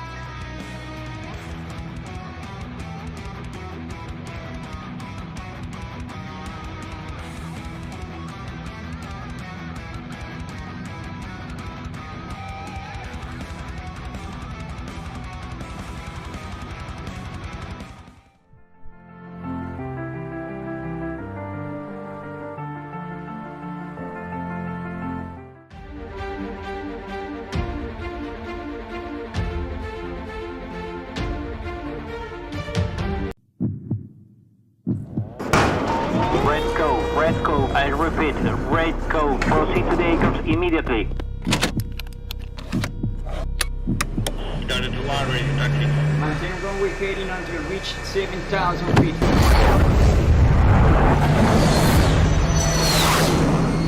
Magic 2 declare both side 140 27 32. Both 140, copy,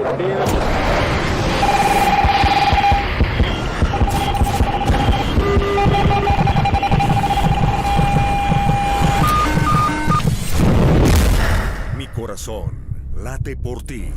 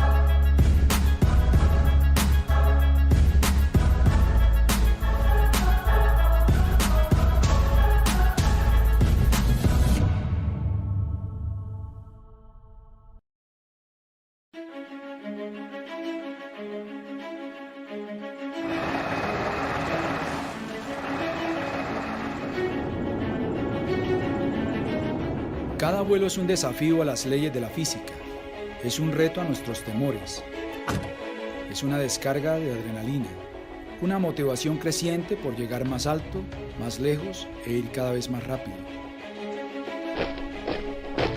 Es un tsunami de estímulos a los sentidos. Es una sensación de libertad y es poner a prueba las habilidades y el conocimiento para dominar una máquina capaz de volar. Pero en el vuelo militar se llega a los límites, a veces más allá. Porque hay misiones complejas que cumplir. Es un asunto de lucha y supervivencia. En cada misión se están defendiendo o salvando vidas. Entonces, el vuelo involucra nuevos elementos: sacrificio, compromiso, servicio y también responsabilidad. volar más rápido que el sonido, ascender casi una veintena de kilómetros de altitud, desplazarse raudo sobre nuestros valles, ríos, nevados y mares, es un privilegio que inspira en nosotros el amor por nuestra patria y la pasión para servir a ella.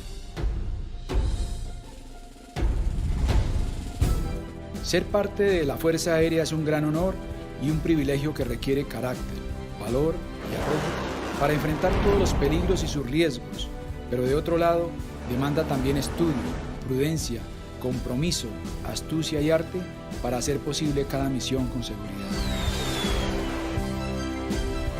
La Fuerza Aérea tiene en sus manos el poder de un arma sofisticada que le confiere el Estado para su defensa.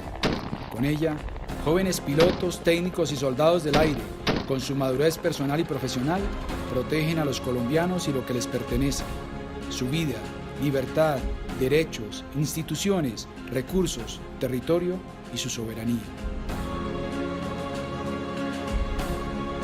La Fuerza Aérea se desplaza como el trueno y el rayo, entre la cálida brisa del día o la tormenta que parpadea en la oscura noche, con un solo objetivo: volar, entrenar y combatir para vencer.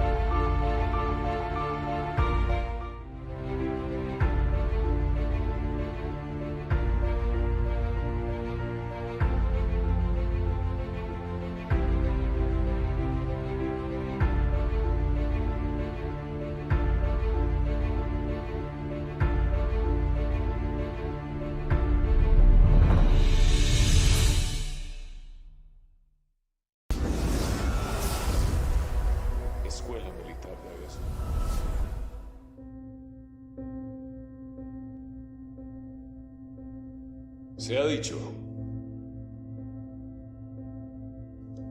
a través de los años, que sin sacrificio no puede haber victoria. 5 dimensiones fusionadas en un solo ser.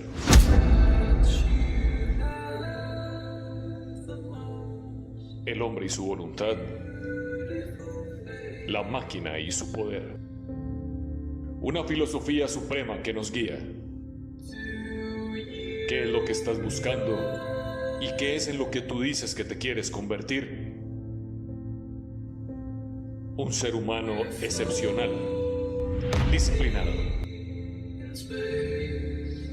Esto depende principalmente de ti. ¿Quieres conocer la verdad? ¿Por qué estamos aquí?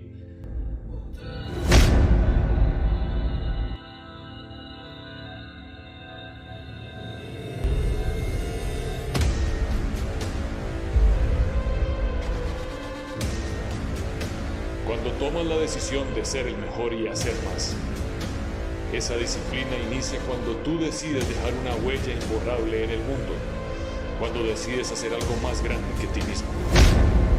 Estamos aquí para aprender a volar, permitir volar, combatir y vencer. ¿Y tú quieres ser el mejor y más fuerte y más inteligente? Lo más importante, esto te convierte en un guerrero del aire, un hombre libre que lucha por su nación.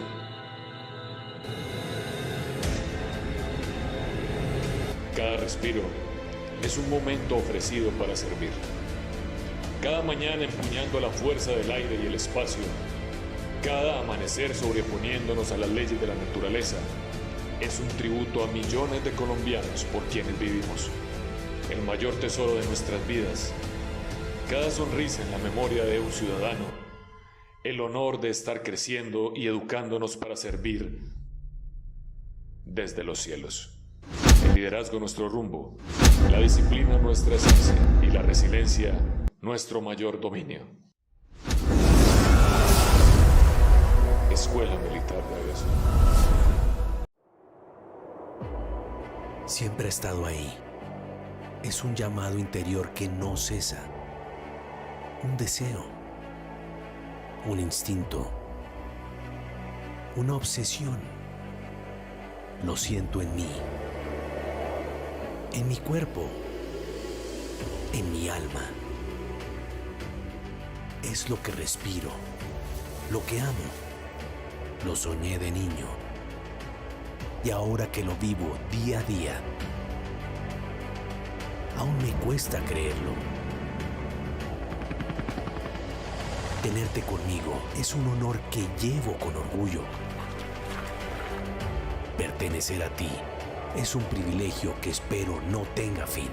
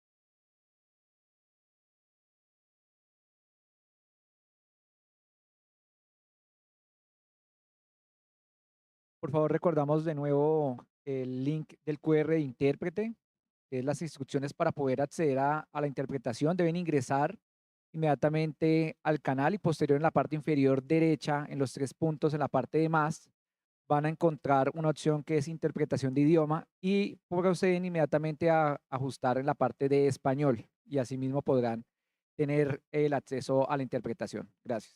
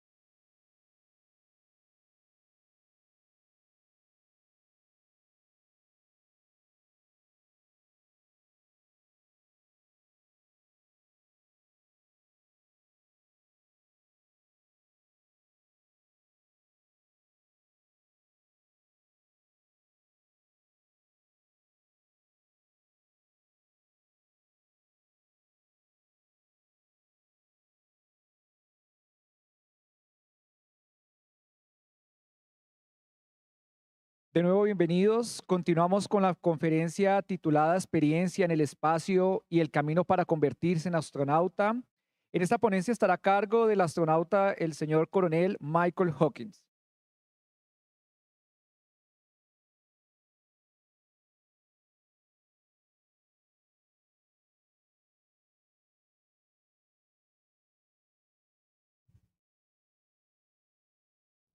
Coronel Michael Scott Hopkins, oficial de la Fuerza Aérea de los Estados Unidos, astronauta de la NASA, piloto de aeronaves e ingeniero aeroespacial, oficial aviador y astronauta estadounidense, al servicio de la Fuerza Espacial de los Estados Unidos, ingeniero aeroespacial egresado con distinciones de la Universidad de Illinois en Urbana-Champaign, máster en Ingeniería Aeroespacial en la Universidad Stanford.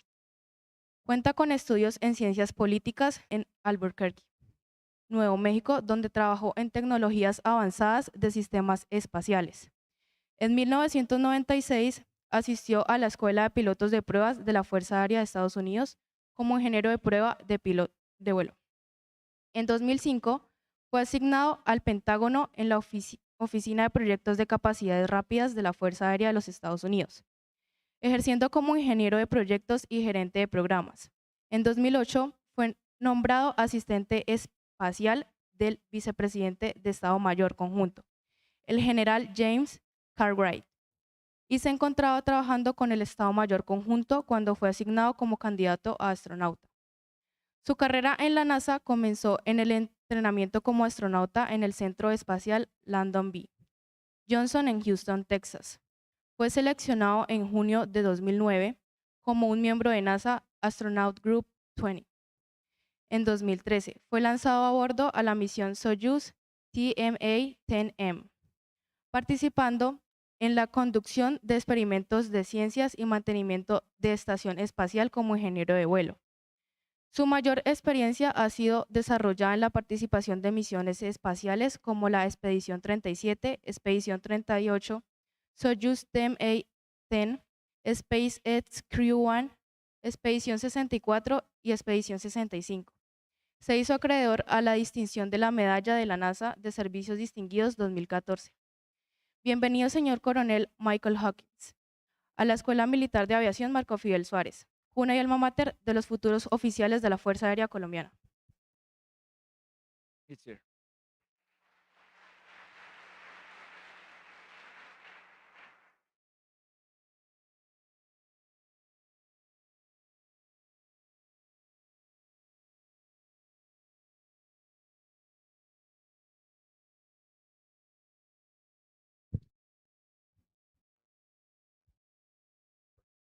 Good morning. Apologies for being a little bit late this morning. But today I want to talk a little bit about fear. And you might be wondering why I'm going to talk about fear to a bunch of military personnel. because I get asked a lot of questions about fear as an astronaut. Were you scared on the launch pad? Was there any point during your mission when you were afraid? And so when I talk about fear, I like to kind of break it out into two different types of fear. There is that fear, that shock type fear, that scared for your life type fear. So for example, I am deathly afraid of snakes. And so if there was a snake up here on stage, I'd be the first one out the door. There's that kind of fear. And then the second kind of fear is the anxiety type fear, the worry type fear. Big exam, a check ride, being up here on stage, talking to a large audience, those types of fears. Now, I am going to talk about space, but I'm going to relate my talk to those fears that we have. So let's go to the first slide. So the first type is fear. When I get asked that question, have you been afraid during your missions? And I answer yes. Now the first example, and let me see if I get this. Yeah, there we go. Okay, so this is December 24th, 2013. This is my first mission to the space station. I've been up in space now for about two months or so. And we have a failure on board the station with our cooling system, and our external cooling system. And so we have to do what's called a contingency EVA, contingency spacewalk, because we've got to get that repaired, because otherwise we have to have half the space station shut down, because we generate a lot of heat. And so this cooling system is very, very important for us. And so that's me right there on this spacewalk. I'm on the end of a 60-foot, a 20-meter robotic arm. And I'm holding on to this new pump module. So this weighs about 400 kilograms or so. And so they're moving me from where we had picked up this spare pump module, and they're going to move me up here where I'm going to install that pump module. And so there I am on the end of this robotic arm, and the way I'm attached to the robotic arm right here is a little foot plate. And on that foot plate, there are two toe loops. And so you've got your toes jammed into those toe loops, and then you push your heels out, and they kind of lock you in place on this foot plate. And so that's what's holding me there. So again, I'm on the end of this arm, 60 feet long, 20 meters long, and it's swinging down below station. And so there is nothing between me and the Earth 400 kilometers below. And so I'm swinging down below, and I come up, and it stops to then move me in position, and it starts doing this. It starts waving up and down, oscillating. And at the same time it's doing that big 800-pound pump module right there, it wants to keep going. And so also I'm in space, so I'm floating. And so there I am, arm doing this, pump module's pulling me up, and I'm floating a little bit, and it feels like I've come off the robotic arm. It feels like I am floating away with my pump module, and I'm going to become the next satellite orbiting the Earth. And so that's that first example of that kind of shock fear, right? I thought I was done for about 3 or 4 seconds until things settled down. I thought I was a goner. I thought that was the end. And fortunately, when we're out on a spacewalk, we're on what's called a hot mic, which means everything we say can be heard by the ground, and oftentimes it's also being put out on television. So I was very happy with myself that I didn't yell out what I was thinking as this moment was happening, where I thought I was floating away. Now, the second type of fear, that anxiety type of fear, sometimes that can happen when you're a leader, and all of you are going to be leaders someday. And what do I mean by that? You can be worried about failing, right? I would say if you ask most astronauts, what's your biggest fear in being an astronaut, is failing, is letting down your team, is letting down NASA, is letting down your nation. And so my most recent mission, I was on the SpaceX Crew Dragon Crew 1 mission. So this is the first operational mission of this new vehicle. And I'm on board, my crewmates, I've got a very experienced crew here. Victor Glover is an F-18 test pilot. First flight, but he's got a lot of experience. Dr. Shannon Walker, this is her second flight, and she's a PhD and physicist, a lot of experience with NASA, comes from a family of aviation, including her mother and her grandmother.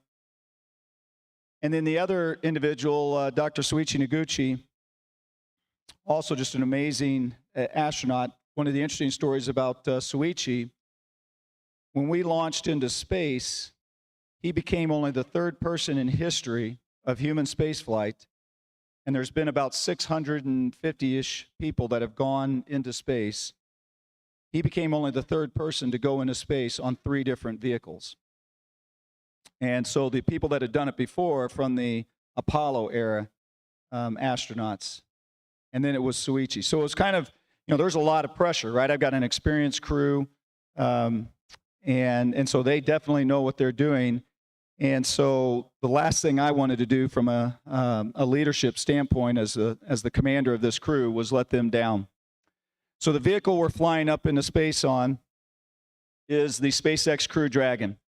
And so you can see that up here. And then this is the Falcon 9 rocket, and that's the bridge that takes us out to the vehicle itself. Now, we did have another member of our crew. So I do have to mention him. So Baby Yoda. Baby Yoda was our zero-G indicator. And the zero-G indicator has a tradition that goes way back in history, all the way to the first human spaceflight with Yuri Gagarin. And so his purpose on our mission is that when we launch up into space, we're all strapped in. And Baby Yoda isn't. He's just on a tether.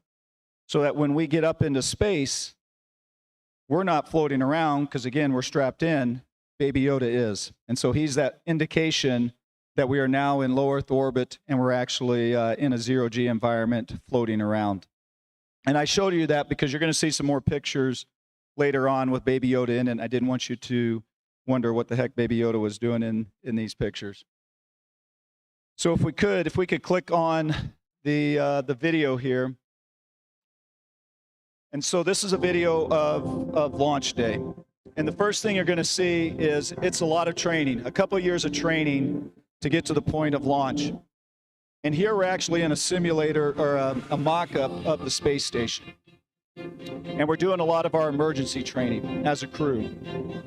We also do training in our giant pool, the NBL, Neutral Buoyancy Lab, where we practice our spacewalks. And so when you have 2 divers in the water, 2 astronauts in the water, you've got a large crew of divers that are there for your safety as well. We also fly in the T-38. We do a lot. This is the one thing we do that's real, that's live. It's not a simulation. So it's very important for us to have that. Now, this is actually launch day. We're getting into our suits. NASA has handed us over to SpaceX. And now we're going through leak checks and making sure everything is functioning right. We walk out of the crew quarters, we get into Teslas, and we drive out to the launch pad. This is about 3 hours prior to the actual launch. We're riding up the elevator and crossing over into the vehicle itself. When the countdown happens, there's nothing quite like that. When you finally get down to that last 10 seconds, everything's a go. And you lift off. Pretty special moment. Now, one of the neat things that happens for an astronaut, when you show up as a new astronaut candidate, you go through training, and when you graduate from that, you get a silver astronaut pin. When you cross 100 kilometers, which we define as the edge of space, you now become a flown astronaut. And Victor, as the one rookie on the crew, we gave him his gold astronaut pin, which is what you get when you cross that 100-kilometer line. And so that was pretty special to get to share that with him. Now, we're communicating with ground teams as we come into dock. It is an automatic docking to the International Space Station, though we have the ability to take over and do it manually if we need to. Once we actually do dock, it still takes another couple hours for us to do all of the procedures, equalize the pressure, open the hatches, and finally come on board the space station.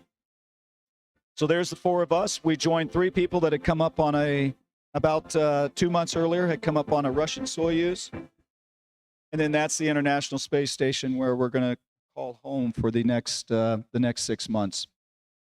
So right now we've got 7 people orbiting the Earth. That's the typical crew size for the International Space Station. Half of that crew comes up on a Soyuz. Half the crew is coming up right now on the SpaceX Crew Dragon vehicle, and that one brings 4 of us. And so what happens when we got there, as I said, the Soyuz crew had already been there for a couple months. We joined them, and then about 3 or 4 months later, they came home, and then a new Soyuz crew came up for our final 3-4 months of our mission before we came home. That's how we rotate the crews on board station. Now, what are we doing on board the International Space Station? It's a national laboratory. We're doing science.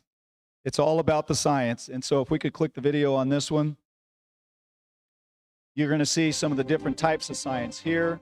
Victor is working with a couple little satellites inside, and how do they control and racks in different facilities like our life sciences. How do they station keep with each other? For biological and life sciences. A lot of biological science. That are run on us. A lot of science that's on us as the guinea pigs. We're trying to understand what happens to the human body during these long duration space flights. A lot of physical science. You can see here we're working with flames. Very controlled though. We don't like fire on board the International Space Station. This one's interesting. You're actually going to see, those are worms. We're learning about our human anatomy from how the worms behave in a microgravity environment. How their muscles are adapting to that 0G. We get to grow a lot of plants while we're on board as well. And one of the other things that we spend a lot of time with is just fluids themselves. Fluids behave very differently in a 0G environment. And so while we are on board the International Space Station as a crew for that 6 months, there will be around 200 different experiments that get performed. And those experiments are coming from the government, they come from universities, they come from commercial companies, all across, really all across the United States as well as the rest of the world are these experiments that we're doing. I mentioned that we do a lot of plant growth on board now, and it's kind of fun because this one's starting to transition from an experiment to something more operational, something that we can use on a day-to-day basis. And so here you can see some of the different types of plants we grew, from lettuce to kale, wasabi. Over here actually is radishes. I don't eat radishes down on Earth, but up in space, a nice fresh radish brings a lot of variety to your diet, and so I would actually eat those in space.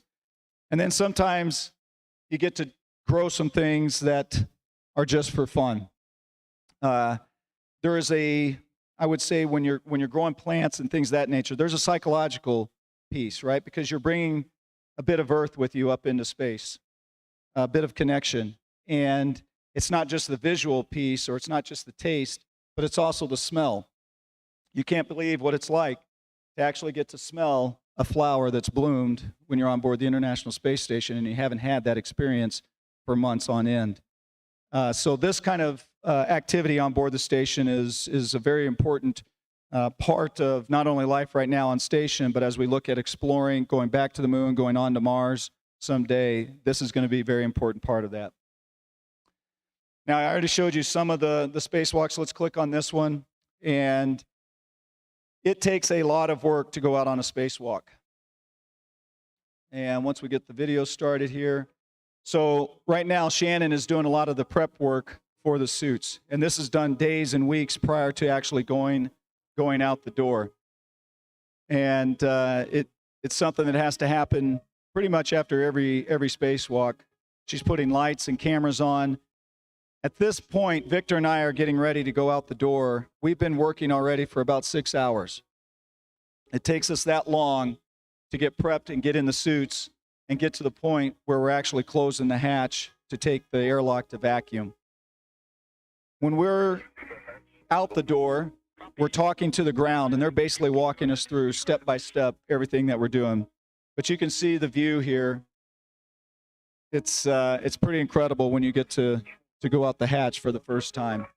An amazing, absolutely amazing experience. When we're on that robotic arm, it's actually an astronaut that's inside that's controlling that robotic arm. So when we were out there, Kate and Suichi were running the robotic arm. And so you can see, actually there's Victor on the robotic arm, and that's that little foot plate that I was talking about that we're riding while we're out there. I mentioned the 6 hours that it takes for us just to get out the door. When we get out the door, we're planning for about 6.5 to 7 hours of work outside. Once you get in that suit, the only thing you have from a nutrition standpoint is whatever you ate before you got in the suit and 32 ounces of water that's in the suit in a little drink bag, the bite valve. And so it's a very, very long day. It's a very tiring day. It's a day when you're very focused.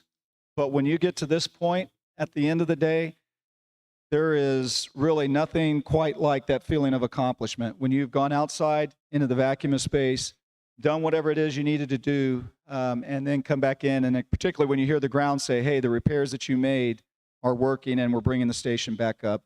An incredible, incredible experience, incredible feeling. It's not all work.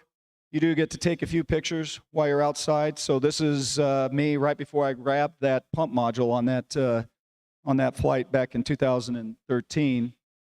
This is one of my more recent spacewalks. So this is a selfie. So that's my visor. You can actually see me holding the camera, and you can see the Earth. So if you want to know what it looks like when you're outside on a spacewalk, what the Earth looks like, that gives you a pretty good sense of that. Remember I said we were a crew of 7 on board the International Space Station. So prior to our arrival, the normal crew had been 6. Because all we came up and down on was the Soyuz, which only holds 3 astronauts each. So now we had the 7th member, and the problem with that is we didn't have enough crew quarters on board. So we had to find a place for one of us to sleep, and so I actually ended up sleeping in our Crew Dragon. So this is Crew Dragon docked to the front of station, and not only is this our lifeboat for getting home if there's an emergency or at the end of our mission, but it's also my crew quarters for those 6 months. And so it's not the best place for a crew quarters, and the reason, as I just mentioned, it's a lifeboat, right? In an emergency, this is where we're going to go. And so you can see some of this orange baggage over here. That's part of our emergency equipment. And so the last thing you want is to have my sleeping bag covering up all of that emergency equipment if you need it in a hurry. So every day I was having to get up, roll up my sleeping bag, keep all of my stuff fairly ready to get out of the way. And so that was a bit of a pain and not something that is ideal for a crew quarter. But on the other hand, I had windows, and all the other crew quarters don't.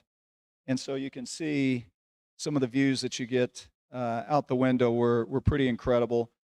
You know, we're going 17,500 miles an hour. That means we're going around the Earth 16 times a day. And anytime I was in my crew quarters, so for example, you could call home, and anytime I was talking to my family, this is what I was looking at. And so it was incredible views. Never got tired of looking down at the Earth. And even sometimes at night, and let's click on the video here. So this is the Earth's atmosphere. This is the Earth down here. And then you're going to get to see some of the nighttime sky. Again, it takes your breath away. You feel like you are kind of right there. You feel like you can just reach out and grab the stars. Just a view that you never got tired of seeing on a day-to-day basis. So there were certain advantages to being in the Crew Dragon. Now there's a lot of other, besides just getting to look down at the Earth, there's a lot of other special things you get to do while you're on board the International Space Station. One of those is they allow us to bring some personal items up with us, about 1.5 kilograms of personal things. Now it actually costs, let's see, it costs about $10,000 to $15,000 to send a kilogram up into space. Actually, more than that. We're probably talking 30, 40,000. So when they tell you you get to take a little bit of stuff with you to the space station, you want to make sure you're choosing some things that are fairly meaningful. And so just to give you an example of that, a couple of things I took. I had a very good family friend, Marine in World War II, and he was wounded in the Pacific Theater, and so I took up Purple Hearts, one of his Purple Hearts. And then the other one, this is a logbook. My dad was a Marine in the 60s, and he flew A4s, which is a single-seat attack aircraft. He passed away in 2008, and I was selected as an astronaut in 2009. So when I went up on my first mission, I took his logbook up with me, and I recorded my flight on the International Space Station in his logbook. And then one of the other neat things about that is right now I have my oldest son is actually a second lieutenant in the Air Force, and he's going through pilot training right now, and he recorded his first solo flight in this logbook as well. So you get these special moments, special opportunities when you go into space, and this was certainly one of those. We're up there for a lot of holidays. And so it is an International Space Station, so it's not just U.S. holidays that we celebrate. And so up here, we're actually celebrating the Russian Orthodox Christmas. So a lot of, we work very hard when we're up there. The days are long, the weeks are long, but when you do get a chance to celebrate with your crewmates on these special occasions, it can be pretty meaningful. One of the other things that happened while we were up there that was kind of a special moment, we broke the record for the longest U.S. capsule in space. And so the previous was the part of the Skylab missions back in the 70s. And so 84 days was the longest a U.S. capsule had been in space. And so when we broke that record, because we were up there for 166 days, but on day 84, we actually got to talk to one of those original astronauts that was on that first mission and kind of share the experience with him. And it was pretty amazing because what was amazing about it was a lot of the same struggles and issues that they had back in the 70s with living for long duration in space, we experience as well today. So one of the things about spaceflight is the microgravity environment. It can be pretty challenging for a lot of the simple things. I mentioned to be able to call home. One of the other special events we get to do on a weekly basis is we get to do a video conference with our families. Though? I can't tell. Now, I have two sons, and they play hockey, and probably about 4 or 5 times on the weekends when I had this video conference, it lined up with some of their hockey games. And so there's my wife with the iPad, and she's recording the game, talking to me, and I'm getting to watch it live from the International Space Station.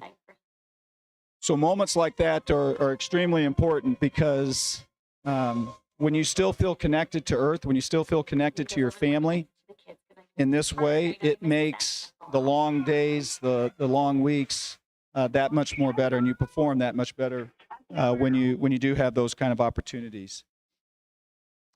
One last kind of special event that occurred while I was up there. I am in the Space Force now, so after 27.5 years, I transitioned into the Space Force from the Air Force, and I got to do that from on board the International Space Station.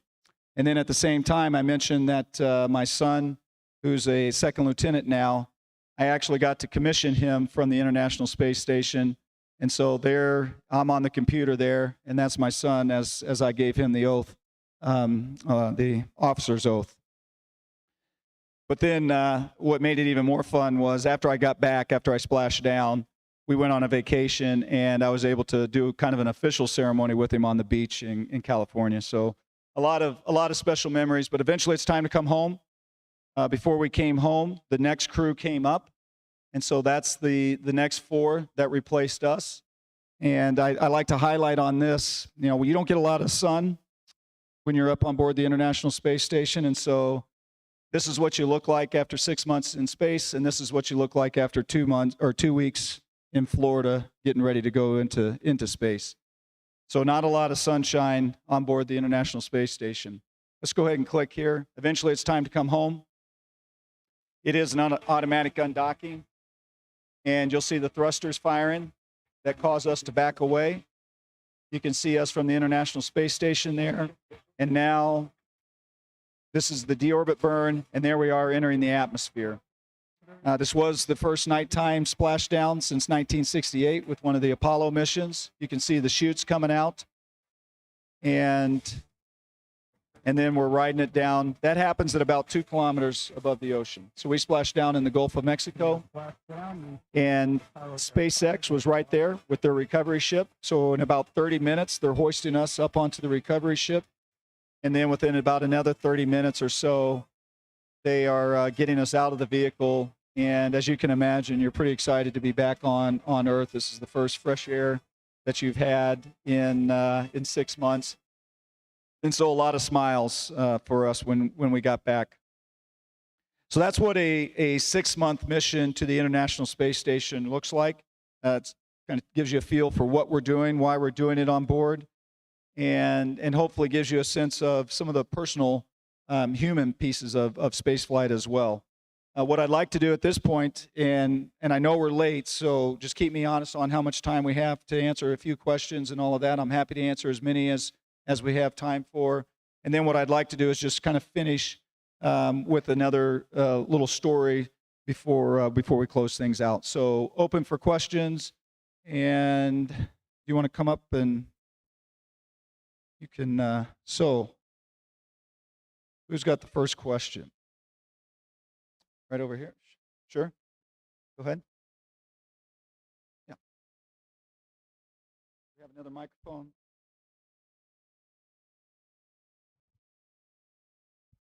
Tell you what, we can, I'll give you this.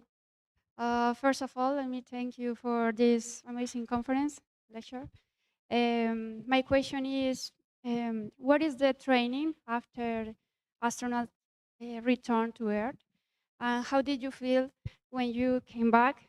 And it is difficult to adapt again? I mean, for example, for walking? That's my question. Thank you very much. Do you want to repeat the question? And I guess you probably already got the interpretation. So what's it like when you come back from space? What is it?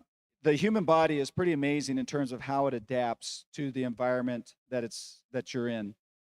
And so when I first got into space, it was a very weird feeling when you start floating.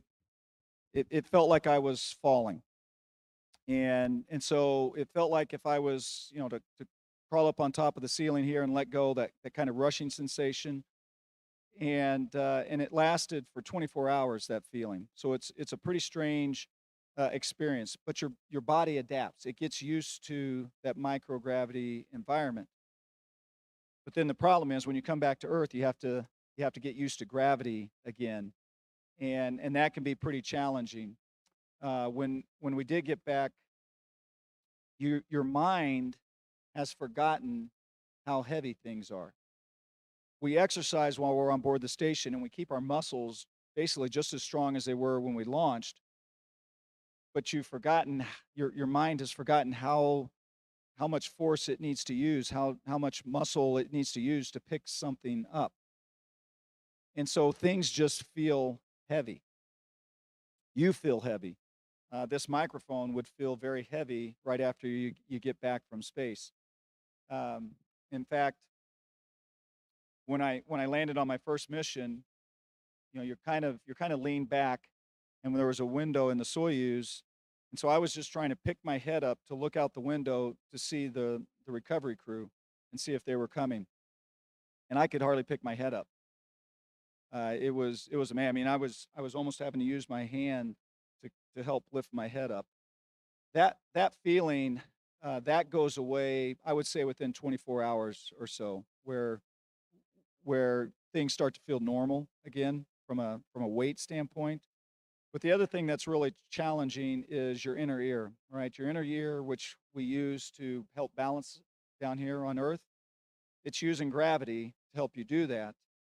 And in space, it doesn't use it, right? There's There's no up or down in space in this microgravity environment. And so when you get back, you're very unstable. Your inner ear is freaking out. It doesn't know what's going on. And so you'll see there is definitely we have a little more here. Yeah, thank you. There is definitely, you can tell when an astronaut just got back from space because the way they walk, the way they stand, they're going to have a very wide stance for that stability. There's not going to be a lot of sudden moves left or right. Everything is just a straight ahead kind of walking. So the experience there is pretty challenging. For me, one of the things that was really weird was just bending over. That little motion, like if I was bending over a sink to wash my hands, it would feel like my face was just gonna hit the sink. Because in space, if I did that little motion, I'm gonna do a flip. And so that took a little bit longer to readapt. Some of the other effects are longer lasting. When we're in space, we can lose up to 2.5% bone density in a month.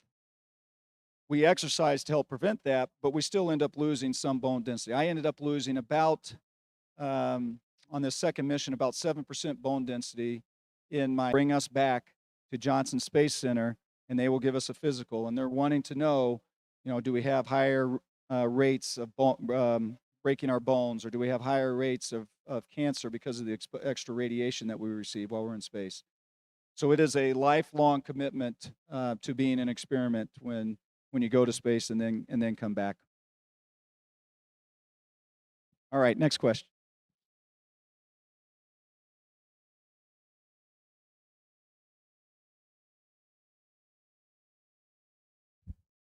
Good morning, sir. C1C Jeremy Vijos from the U.S. Air Force Academy. I just had a question. So often in the Air Force and the U.S. military in general, we say that we're going to fall back on our training.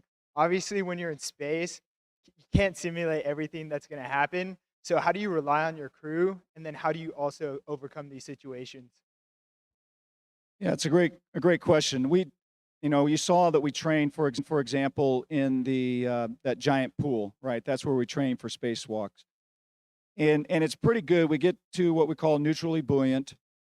But the problem is in that pool, anytime you flip upside down, the blood rushes to your head, you're experiencing gravity. Well, that doesn't happen in space. And so we can train a lot of things, but the zero gravity environment, we really can't train that well. You guys probably heard of the vomit comets. That'll give you 10, 15 seconds of that microgravity experience, but that is it's too short-lived compared to that experience of actually being up there. Now, so one of the very important things about, learning that we do as astronauts, we've got the technical instruction that we go through. We've got the procedures that we learn and the instructors that teach us that.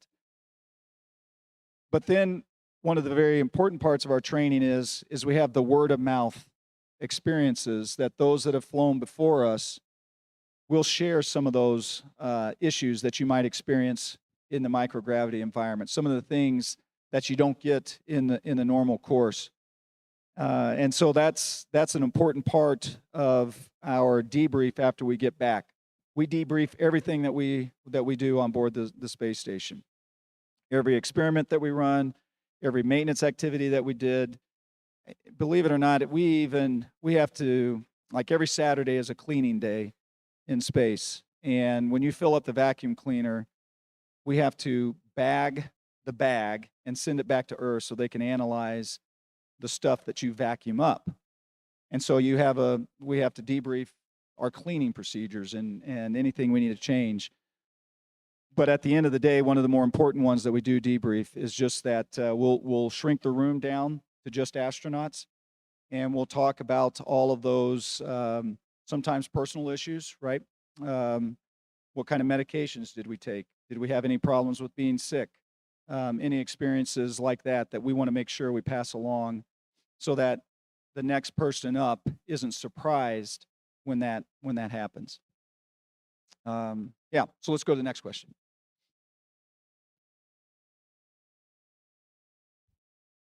Okay. Hi, Mr. Astronaut Hopkins. My name is Sofia, and I'm one of the 35 girls that had the opportunity to travel to NASA this year, and it was such an amazing experience. I have like a couple questions for you, but to begin, I would love to say that, oh, this is awesome. The space, the science, the hunger for the knowledge, and the human, no, how can I say this? We are like such very curious. Okay, I I don't know how to say it, but what else about? You can say in Spanish if you'd like, and he'll Yes, he'll I'm interpret for you. kind of nervous, so I think that is that. Thank you. Bueno, voy a decir esta parte en español.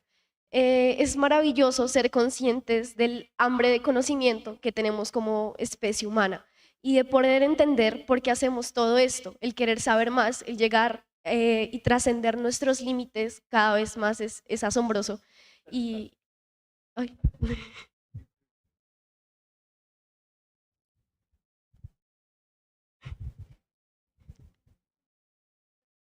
No, creo... Okay, well, now my questions.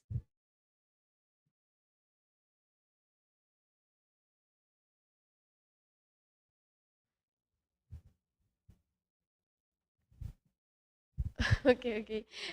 Sorry. Now I'm gonna like this question for you.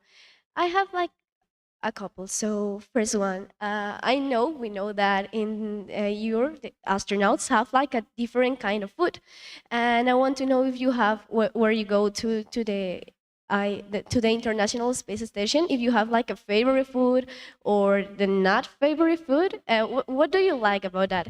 And for Liz, if you have the opportunity to take anything from the space, would you choose to carry with you? I don't know if clear, but Okay, so what's the food I didn't like? I think that was one of the questions. So we have a wide variety of food on board the International Space Station, probably over 200 different dishes that we can eat. And so as you can imagine, there are certainly things that you prefer over others. Some of the things, I guess, that I was not a huge fan of, do you guys know what grits are? Grits might be something that's more of a dish from the United States, but it's kind of like an oatmeal, but worse. And I don't know quite how to explain it, but you're never going to get me to eat grits. They were horrible. But on the other hand, I had an astronaut, Butch Wilmore, who ate the station out of grits. He loved them. So the good thing is there's this variety, and you can find the things that you do like, and you don't have to worry about trying to eat something that just makes you ill to the stomach. Now, let's see, the second part of the question, repeat again for me, I'm sorry. Oh, do you like the question of the food? And also, I ask you if you can have the opportunity to take anything from space, what do you carry with you? Yeah, anything from space. If you have an opportunity to bring anything from space, that's a great question. I've been doing this for a lot of years now. I've been an astronaut for 13 years, I guess. And I do a lot of public speaking. I get asked a lot of questions, and it always amazes me that I can still hear questions that I've never heard before. So that's a first question that I've not heard that one before. If I could bring anything back from space with me, this is going to sound a little weird. If I could bring back the ability to float, to not have an up or down, I would love to bring that back with me, because that is something that is such a unique experience that even though I've spent close to a year in Earth's orbit in this microgravity environment, you forget that experience. You forget that feeling of what it's like to float, of what it's like to be able to put yourself in any orientation, and there's no up or down. Everything is up relative to you. So if I could bring back that experience, I would love to be able to do that. But it's like a lot of our experiences in life, right? Is you bring back your memories, and I have a ton of just incredible memories from the work we did, the spacewalks we did, from the times around the dinner table with your crewmates. Those are just experiences you can't take back anywhere but in your mind. And so I would say that's probably where I've got the most treasured memories from my time in space. Okay, thank you. I absolutely love all that you said, and I think that is beautiful, all your experience. Thank you so much for came today to give all your knowledge to us, and I think that's all. Thank you. Thank you.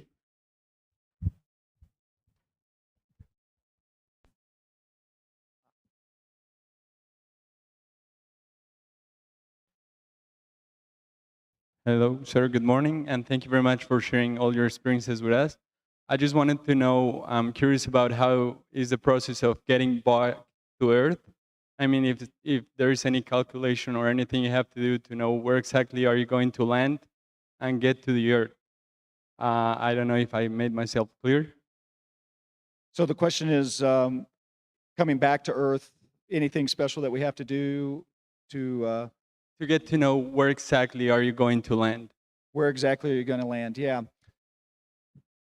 So one of the things I think it's important to realize when we go into space, it's not just the 4 people sitting in the capsule. There are tens of thousands of people down on the ground that are also going into space with you. And the calculations to figure out when exactly we need to do the burns and how long those burns need to be for that deorbit so that we come down in the right spot.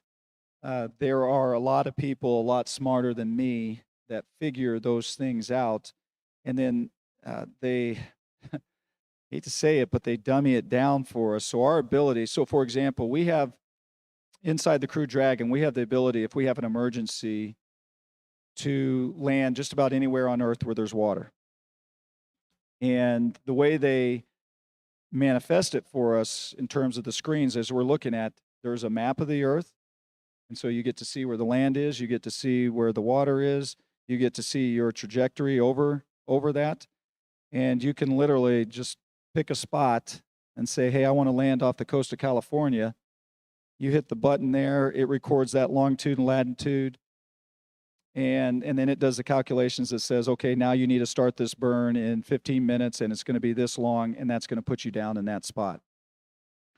So I would say that even though I was an aerospace engineer and I studied that in college, if you had asked me to do that real time to get me home, that would probably be pretty challenging to do.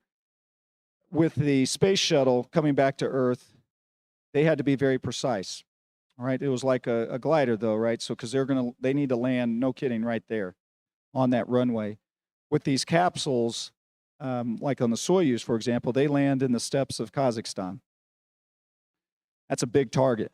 And so when they open their chutes on the Soyuz at 10 kilometers, it's a pretty big footprint where they could actually end up touching down because the wind's going to move them around, and they can't really control that very well. On the SpaceX Crew Dragon, we have a smaller target, part because we land on the water, and so they want to be closer to us from a recovery standpoint. And so on the Crew Dragon, we actually don't open the chutes until 2 kilometers above the water. And so I'm glad you asked the question because I talked about that second kind of fear, that anxiety kind of fear. And that's one of those moments. So basically we enter the atmosphere at 100 kilometers and you're basically free falling all the way down. And you're slowing down from that 17,500 miles an hour to where when we touch down, we're at about 15 miles an hour. And so if 2 kilometers where the chutes are supposed to come out, if it doesn't come out, you don't have a lot of time before you're going to hit the water. And so that is definitely one of those moments, where you're worried, you're anxious to see the chutes, the indications that the chutes actually came out and everything's gonna be all right. But the preparation for that, you'd asked about preparation, and that's 100% how you get through those moments. Is just that that preparation. We've simmed that 30 times, and we've gone through all of the different emergencies that might happen while we're coming down. So anyway, those are just some of the considerations for the different types of vehicles that as they come back in and land. Excellent, thanks.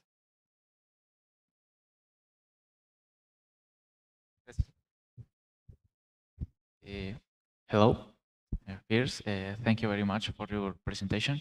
And second, I'm sorry for my bad pronunciation. Third,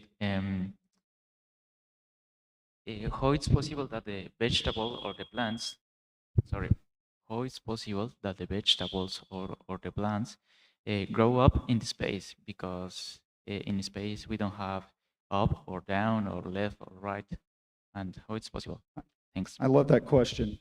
Can you back up slides to the one with the plants, the sunflower? Back up, go back up through slides, and let's go to the, keep going to the plants, till we see the plants. Keep going, yep. Yeah. Almost there. I think the next one. There we go. This is good. Perfect. Back one. There we go. Okay. I talked about this sunflower that I grew in on this last mission. This might not have been an official experiment. I might have brought up a sunflower seed with my personal kit, and I might have planted it on my own. But because it was maybe not an official experiment, it also mean I couldn't just have it out about, because we have cameras that show everything going on board the station. And so I might have put this this sunflower as it started to grow. You see this panel right there? There's the lights behind that. And so there's not a camera view back there. So I might have had this thing started growing back behind that. And the sunflower grew really well. And so what ended up happening is it grew right to the light. And so that was its up, where the light is. And so the problem is, when I first planted it, I was only about 6 inches, a foot away from the light, and it grew right up to it. And so I needed to move it and still keep it hidden. And so I would then just move it to the side and get it further away. Well, it would just immediately turn and start growing towards the light again. And so when you look at this stem, it grew to over 1 meter long. And so where you see these major turns, that's where I had to move it to a different place because it had gotten too long and had grown right up against the light. Yeah, go ahead and ask a follow-on to that. Por favor, le recordamos al personal, pueden realizar las preguntas en español, no hay ningún inconveniente y el traductor simultáneo acá le estará informando a mi coronel la pregunta, no hay problema por eso. ¿Alguna otra pregunta? Hacia el lado allá. Good morning, sir. My question is, do you have any experience with the model, MISI model, and what do you think this is so useful for Colombian investigation? I'm sorry, any experience with what? MISI model for material science. Material science. Yeah, we do have a lot of, I don't necessarily personally have a lot of experience with material science, but we definitely had experiments up there that were involved in that. For example, we were trying to manufacture a fiber optic up there, and can you grow it differently in this zero-G environment from a manufacturing standpoint? A lot of those experiments aren't necessarily successful. But one of the things that happens as well in the microgravity environment, things will grow, the proteins, the crystals, those things will grow differently in that zero-G environment. And it may not be that you're learning how to manufacture in space, but it may be that you're learning more about that particular material because of the way it grows in the microgravity environment. You can see more, you can gain more information about it that then can help you with utilizing it back on Earth. So the science that we do on board, a lot of it is geared towards those materials and things of that nature.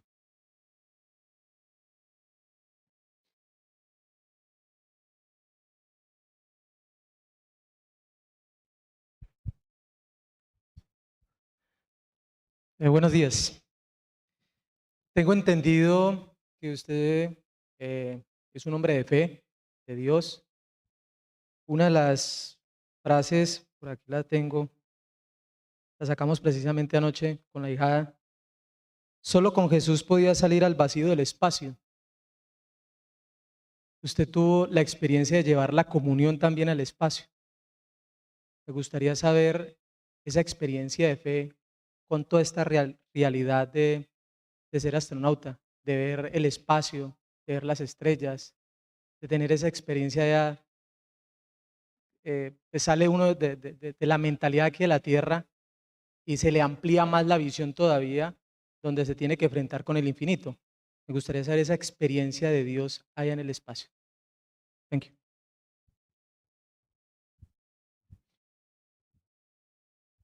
So actually, that's kind of leading up to my final stories that I wanted to talk about in terms of how do you deal with some of these fears, how some of these anxieties. And for me, one of those answers is my faith. So while I was, before my first mission, I converted to Catholicism. My wife was Catholic. My sons were raised Catholic, but I wasn't. And I converted to Catholicism and was able to take the Eucharist up with me, the body of Christ, with me into space. And so knowing that Jesus was with me was one of the ways that I was able to deal with those fears, deal with those anxieties. But then I often get asked the question about, did you feel closer to God while you're in outer space? Did you feel closer to heaven while you're in outer space? And the answer is no, not necessarily. But what I did feel like is I had a view of God's creation in a way that most of us don't get to experience. And so when you see the Earth from that vantage point of 400 kilometers away, and you see that thin atmosphere that's keeping us alive, and you see all of the amazing landscapes and places that there are here on Earth, for me, it became clear that this was God's creation. This was His canvas.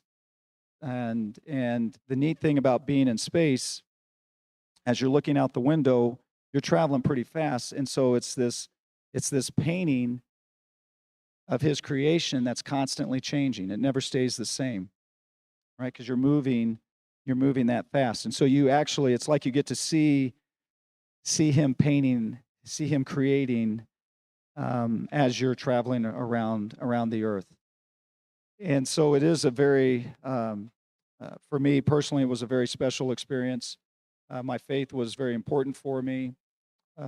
When I launched into space, when I returned from space, I had, and I'll actually what I can show you now is I'll jump ahead. We'll go to some of my final slides. Keep going. Let's go. There we go. So that's the pyx, which is a small container that you can keep the Eucharist in, the body of Christ in. And so I had that in my pocket, both when I launched and when I came back home. And that was very important for me. Thank you.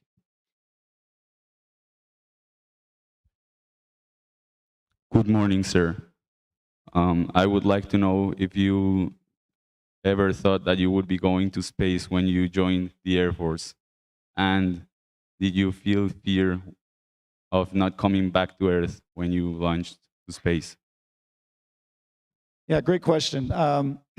I certainly had the goal of becoming an astronaut when I went to college, when I went to the University of Illinois.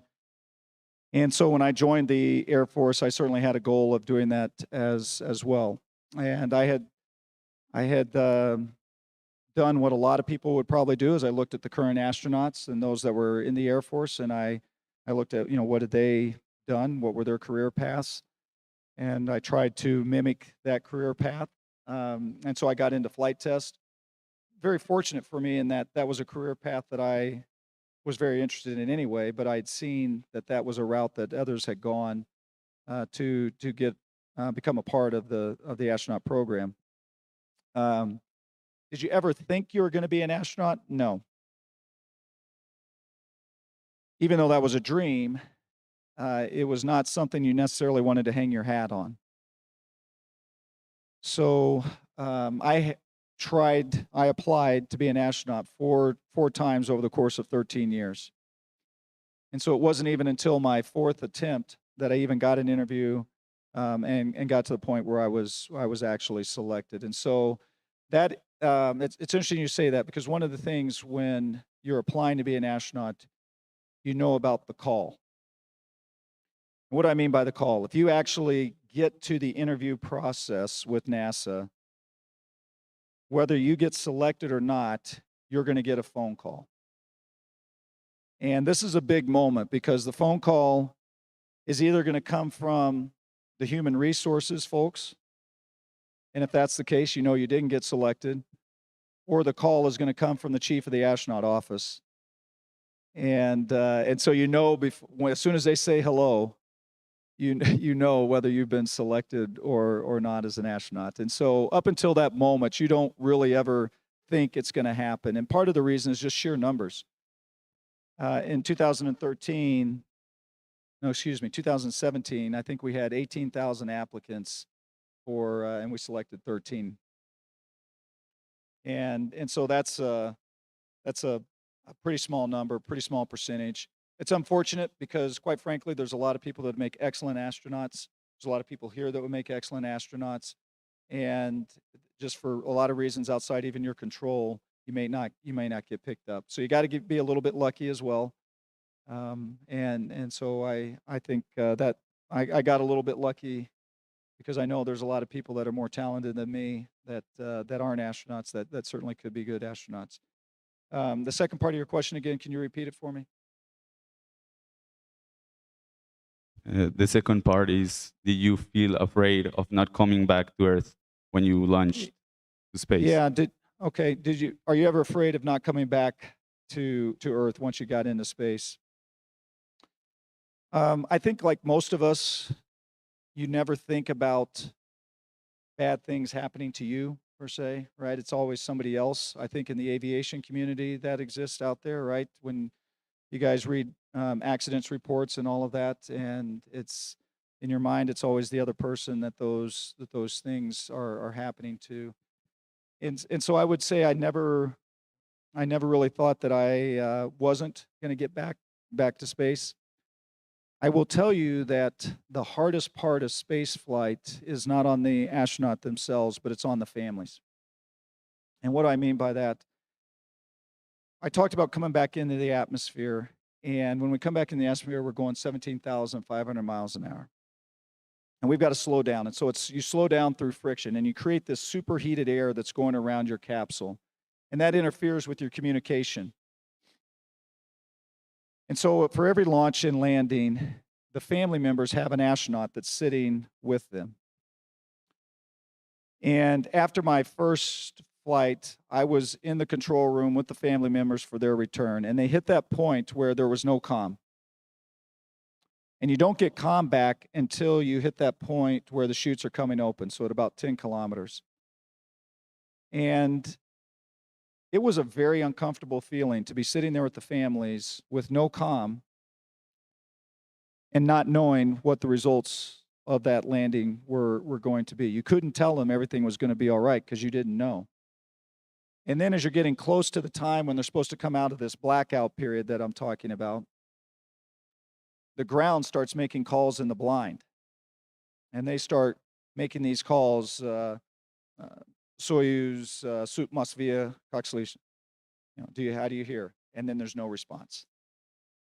And again, that is a very uncomfortable moment. And so probably those thoughts of, are you ever going to come back from space? I would say your family members probably have them more than you necessarily do, because it's very challenging on them. We're doing okay on time, sir? I'll answer questions all day, but I don't think you want to do that. Okay, thank you. Good morning, sir. Lieutenant Commander from the Colombian Navy. I would like to know about the evolution of the Australian suits. We used to see these big Australian suits, but nowadays we see that the Australian suits looks like a normal clothes. Yeah, the suits. So we have two different style of suits that we use. We have the launch and landing suits, and so when you saw us walking out to get in the rocket itself, that was a SpaceX suit, and that suit is not meant for doing a spacewalk. That suit is solely meant to keep you alive if, while you're going uphill or any time that you're in the capsule, if you have a depressed scenario and you lose all the atmosphere in the capsule, the suit is going to pressurize and it's going to give you enough air, oxygen to keep you alive until you can get back to Earth. And so that does not have any capabilities, the suit itself. And what I mean by that is it doesn't have the oxygen. You're hooked up through tubes that are providing you the oxygen and any cooling or anything of that nature. So it's dependent on the vehicle that you're in to function. The big bulky suits that you see when we're going out on the spacewalks, those suits weigh about 300 pounds. And it's very challenging to move in those spacesuits. We have what's called a hard upper torso. And so then there's a point where you have this bearing that hooks the soft arm up to that hard upper torso. And then once you get all in your suit, the pressure of the suit when you're outside in vacuum is 4.2 psi, whereas we're at 14.4 right now. But that 4.2 psi, it makes the suit stiff. And so with these bearings, and they're never in exactly the right spot for how your arm moves, and then the stiffness due to the pressure, it is very challenging to move. And it's part of the reason that a spacewalk can be so exhausting. It's because you're constantly fighting the suit as you're going about your work. We also end up with a lot of injuries with astronauts, particularly in the shoulders, because of sometimes you can't just take your arm and do this because of where that bearing is. Sometimes you have to rotate your arm all the way around, and sometimes you don't realize it in time, right? So you kind of try and fight your way through, and then all of a sudden you'll hurt your rotator cuff and have to have surgery later on. We have a lot of astronauts with rotator cuff surgery. So are we going to get to the point, Guardians of the Galaxy or whatever, where you just have this kind of skin-tight suit that allows you to function and move just like we do down here on Earth? I don't think we're ever going to get to that point. I think there's too many just physics challenges with what you need to do. We are building new suits. SpaceX is actually building a suit. They're going to have a private mission go up early next year. That's not going to go to the International Space Station, but they're going to have these private astronauts going to go out on a spacewalk. And so they want a single suit to do that. So it's going to look different than the one you saw us crawling into the vehicle in, because it's going to be able to, they're going to be able to crawl out, depressurize the entire capsule, open the hatch, and go outside on a spacewalk. So that'll be one of the first times. Actually, the original astronauts, Jim and I, and those folks, they did the spacewalks like that, right, where it was the same suit they rode up in and came down in and went out the door in. But I think we're a long way away from what you were talking about of just a skin-tight suit.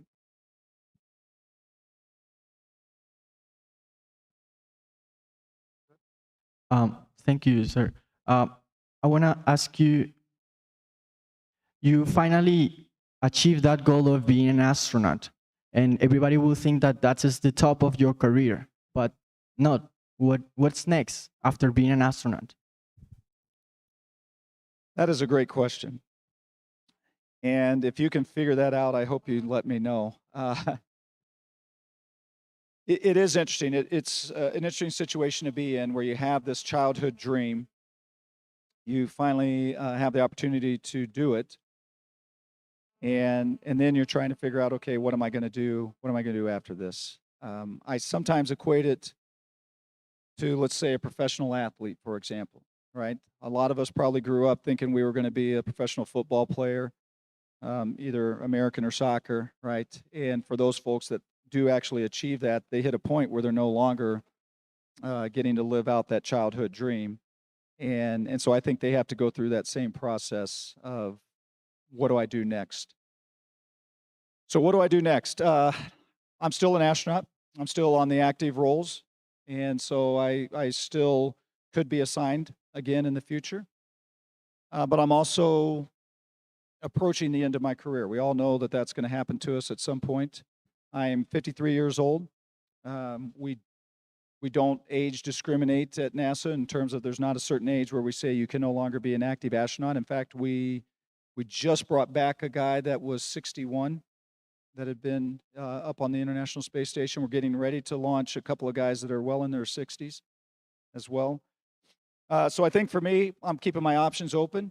I'd love to fly again. I'd really love to go to the moon. And with the Artemis program right now, that's the next step. So hopefully in November, you're going to get a chance to see an uncrewed vehicle launch and go around the moon. And if you guys aren't aware, Colombia has signed on to the Artemis Accords. And so Colombia is participating in the Artemis program that's going to take us back to the moon and on to Mars. So it'd be fantastic to get a chance to do something like that as well, but we'll have to wait and see. Good morning, sir. I want to know, what is the hardest part of being out of space, and how is the adaptation of your body to zero gravity environment? I'm sorry, can you repeat that one? What about the gravity environment? How is the process of adapt of your body and the crew to the zero gravity environment? How do we adapt from being in the zero-G environment to coming back to gravity? Is that? No, I mean to be, how do you body adapt to be to the zero gravity? Because here you have like a training, but I mean it's not the same to be in the space. How do we do the training in 1G for going into 0G? Is that the question you're asking? Yes, that's it. Yes. Okay. All right. So, yeah, we have a couple of ways that we do it. You got to see some of it with the spacewalks and being in the water in that neutral buoyancy environment. The other thing that we can also do is when we practice spacewalks, we can also do that in where we'll actually hang people from like some springs and balance that out, and so you can kind of move around and practice your spacewalks in that fashion. Other than that, we don't have a lot of good ways to practice working and living in a zero-G environment, and so it takes you time to adapt to that. You're used to working in this 1G environment, and we train in this 1G environment, and so in our we actually in the space station itself, we have defined a deck, we defined an overhead, a port, and a starboard. And when you're on Earth and you're training in that mock-up facility that you saw, you always have your feet on the deck. Well, my first week that I was in space, I was sitting there and I was working on an experiment where I needed to change out the microscope lens. And I had my feet down at the deck, and I'm trying to reach into this tight space and unscrew this microscope lens and then put the new one. And I couldn't quite get it. My arm just wasn't going the right way, and I'm struggling with it. And remember, I said the cameras are always on while you're up there working. And so finally, ground calls up and says, "Mike, why don't you just flip upside down?" And I flipped upside down. The light bulb goes off. All of a sudden, I'm in the right orientation to where I can just reach in. My arm's going the right way. Very quickly, within a couple minutes, I had the microscope lens changed out. And so because we're so rooted in 1G, we don't realize just how much we can do and accomplish in that 0G environment where we can put ourselves in whatever the right orientation is to do the job. And so I would say that's one of the things that we probably lack the least down on Earth is that ability to look at a work site and realize in space I can put myself in any orientation I need to in order to get the job done. So sometimes there's just things you're going to have to learn once you get up there.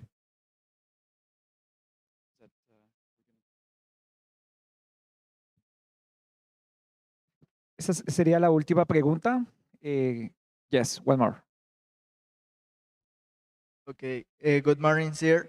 As we know, the space debris has been growing from the 60s. So I would like to know what is your opinion about how to solve this space problem, this space debris. Okay, do me one more time. I'm sorry. Okay, how do you solve? Oh, okay. Got it. Space debris. Thank you. Thank you. Yeah, space debris is a big deal for us. And we are probably, I would say, 5 or 6 times a year, we have to move the space station to avoid debris. The Space Force actually tracks all the debris in orbit, and they will let NASA know if they are projecting that an object is going to get within this bubble of the International Space Station. And so it impacts our operations in a big way. I'm guessing that most of you are at least aware of the anti-satellite tests that the Russians did, what, about a year ago or so, maybe a little bit longer than that? Yeah, a little over a year ago. Russia sent an anti-satellite missile up, blew up this satellite up in low Earth orbit, and it created a huge debris field. The astronauts had to, what we call, shelter in place, because you had all these new objects that was in a relative orbit of the space station. So the astronauts had to shelter in place. And what that means is they basically have to shut down every hatch, close every hatch in the station, and go into their vehicle that brought them to the station. That's their lifeboat. They close the hatch there, and now they just have to wait to see if there's a strike that causes a rapid decompression that they would then have to undock from the station and come home early. Those are hours and hours that they aren't doing our primary job on board the station of science. And just to kind of help put that in perspective from a dollar sense, if you're a university or a private company and you want to and do some science on board the station and you want an hour of astronaut time, you're going to spend about $115,000, $130,000 for that astronaut's time while you're up there. And so now imagine you take the entire station of 7 astronauts and cosmonauts and you put them in a vehicle for days where they're not able to do their primary job. That's a lot of lost productivity. And so the debris out there is a huge issue for us. And I know there's a lot of efforts that are ongoing right now to see if we can't reduce some of that debris. And so that'll be a good thing. Okay, I think that's the last question that we had. What I'd like to do real quick, and I've kind of already I've given you the punchline, but how do you overcome some of those anxieties, some of those fears? As a leader, how do you overcome those issues? You have to kind of fall back on just your basic leadership principles, and we're all going to have some that are a little bit different. For the cadets now, I think if you talk to your leaders now, that they would you'd probably hear some differences between how each of them try to lead or what their primary focus is when they're leading. I think you also have to be adaptable as a leader. And what do I mean by that? The crew that I had, that crew 1 crew, was a very experienced crew. And so my leadership style for that crew was definitely a little bit different than it would be if it had been just 4 rookies that were going up that had never flown before. And so I was able to rely on them. I didn't have to have all the answers. And so I think as you grow into the leadership roles, you need to keep that in mind, that you do need to be adaptable to the situation where you are being asked to lead. In terms of overcoming some of that anxiety, we already talked about the preparation, right, and how that's such a critical part. The other part of it for me personally is my family. They've been with me this entire time. My wife, I met her in college. When I told her I wanted to be an astronaut, she laughed at me because she thought only little kids wanted to be an astronaut. But she's been through this whole journey with me, and so being able to rely on my family has been a big part of how I overcome any kind of anxiety or fears. And then, of course, the last one for me, as the father already brought up was my faith, and that's been a huge part of being able to overcome those. So I think the important part is I mean, I would be shocked if you're going to find anybody that says they didn't have those moments, right? Those moments of fears. It's really what you do to overcome those is going to be important. So thank you very much for your time. It's been great to share the experience of going to space with you. I have to admit, this is my first time in Colombia. I've only been in the country for a little over 24 hours, maybe 36 hours now, and it has just been fantastic. The enthusiasm for space has been amazing, just the entire experience. So thank you very much for your hospitality. Thank you for your just amazing country, and I really I look forward to seeing how we can continue the partnerships that we do have, and possibly grow some of those partnerships as well. And I can't wait to see, I think there's an effort out there of eventually having those first Colombian astronauts that are going to go into space. And I can't wait to be sitting where you are and hearing your stories of what it's like. What I will tell you, if you are that person that's selected, just realize that it's not just your dreams that you're getting to fulfill. If you become an astronaut someday, you're going to be fulfilling the dreams of an entire nation. And so with that, it comes a lot of responsibility as well. So don't ever forget that as well. It is absolutely fantastic to be an astronaut. I love every minute of it, but also recognize that it comes with certain responsibilities. And but again, thank you for your time. Really appreciate it. Thank you. Great.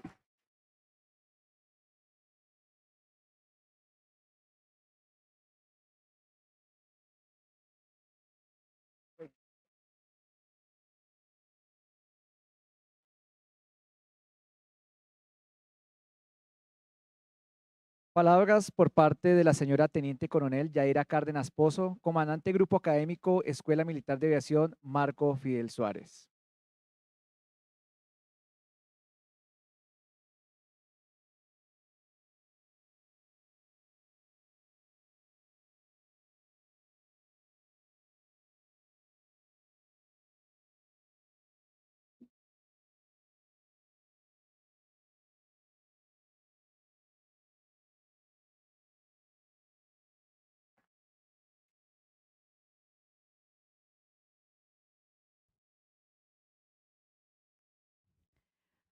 Colonel Michael Hawkins.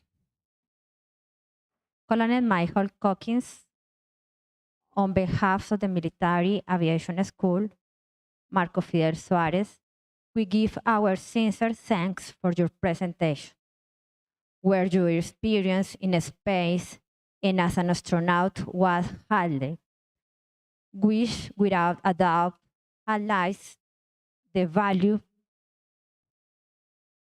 that this dimension has for the future, sowing the seed of interest in this branch in our cadet and is the attending public. We again welcome the opportunity to share your scientific knowledge in this space. The doors of the Military Aviation School will always be open to highlight the work of men and women who, with their investigate impetus, take us one step closer to the stars.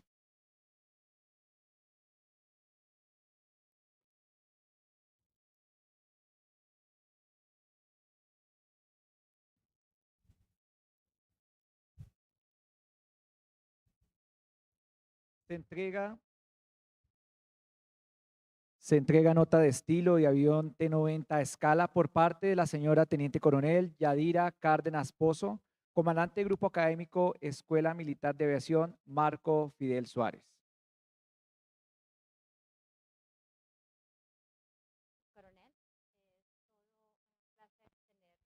Mi coronel, disculpen, es todo un placer tenerlo acá para nosotros, sobre todo inspirando a nuestros alféreces y cadetes. En este momento usted visualiza el próximo astronauta de Colombia. Ese T-90 significa para nosotros la capacidad de nuestro talento humano. Fue construido por ellos para subsanar las necesidades que teníamos la institución. Muchas gracias.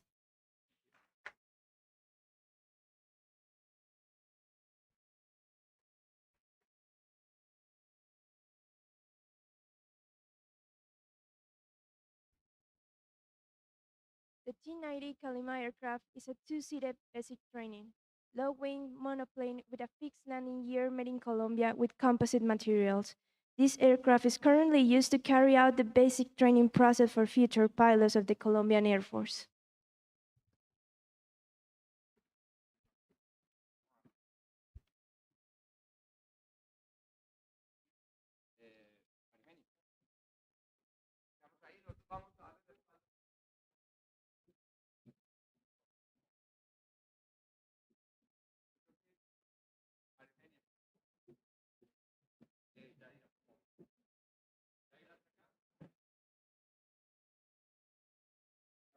Todos nos colocamos de pie, por favor, para la fotografía.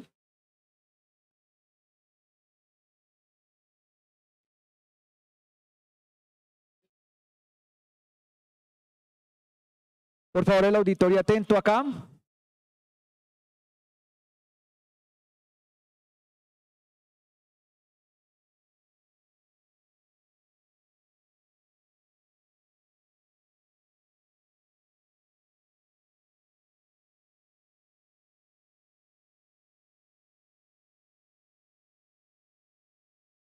Muchas gracias. A continuación tendremos un receso de 15 minutos. Invitamos a los asistentes a participar en la actividad lúdica programada para el día de hoy, la cual será una muestra tecnológica organizada por el programa de Ingeniería Informática y será realizada en las instalaciones del aula máxima. Por lo cual se requiere...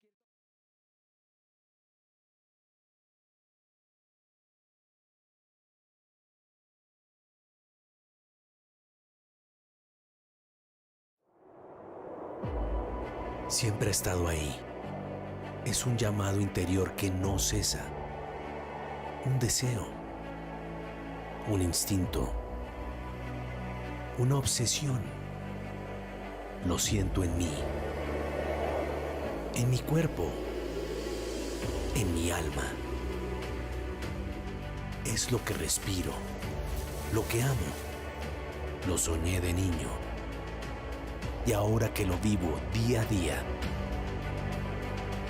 aún me cuesta creerlo. Tenerte conmigo es un honor que llevo con orgullo. Pertenecer a ti es un privilegio que espero no tenga fin.